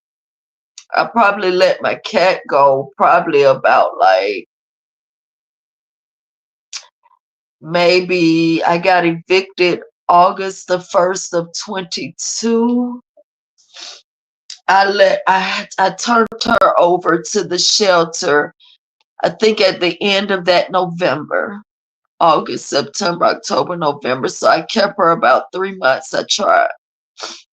And then I just had no choice because, like I said, I was trying to pay the 300 in the hotel so we could be there. But then I'm paying 400 a week for the car too, and then it's costing me like 300 in gas. And then trying to eat, trying to buy her food, and I just wasn't able to save or do anything. So I was just working just to be working, even though I'm making, 1,000 or a little over 1,000 a week. It was all going out. I wasn't able to save or do anything. And that's when I had to make the decision. I had to decide, like, to keep Blinky or let Blinky go somewhere where she was going to be safe. And I just thought I was doing the right thing. And I was thinking nobody's going to get this adult cat. So God is going to get me together and I'm going to go back and be able to get my cat. I didn't think nobody was going to adopt her like that. I didn't. Otherwise, I probably would have kept on trying to keep her after I asked him to take her. And I don't know if his boyfriend or whoever he with told him no, but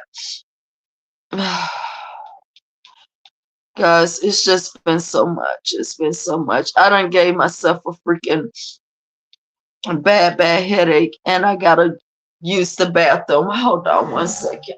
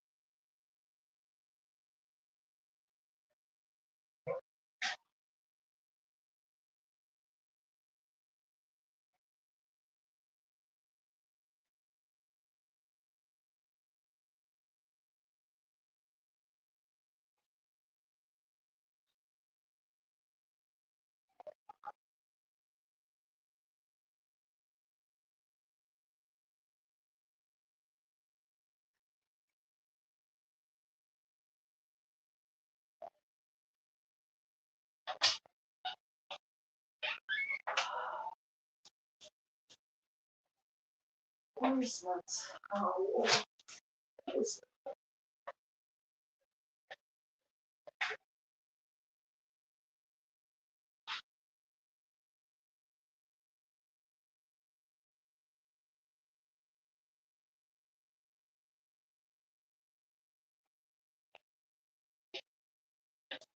Oh. So yeah, guys, I'm back. I prayed Bell College. I prayed that this morning. I talked to her, you know. I still talk to her sometimes, to Blinky. But I pray to God and I asked him wherever she is, I pray she went to somewhere that treated her the way I treated her. Yeah, I pray she is. I love that little thing so much. As I just washed my hands, I thought I tried that. Guys, I done gave myself a really bad headache, an extremely bad headache. But guys, I'm gonna go now too because I done gave myself a bad headache, a really bad one.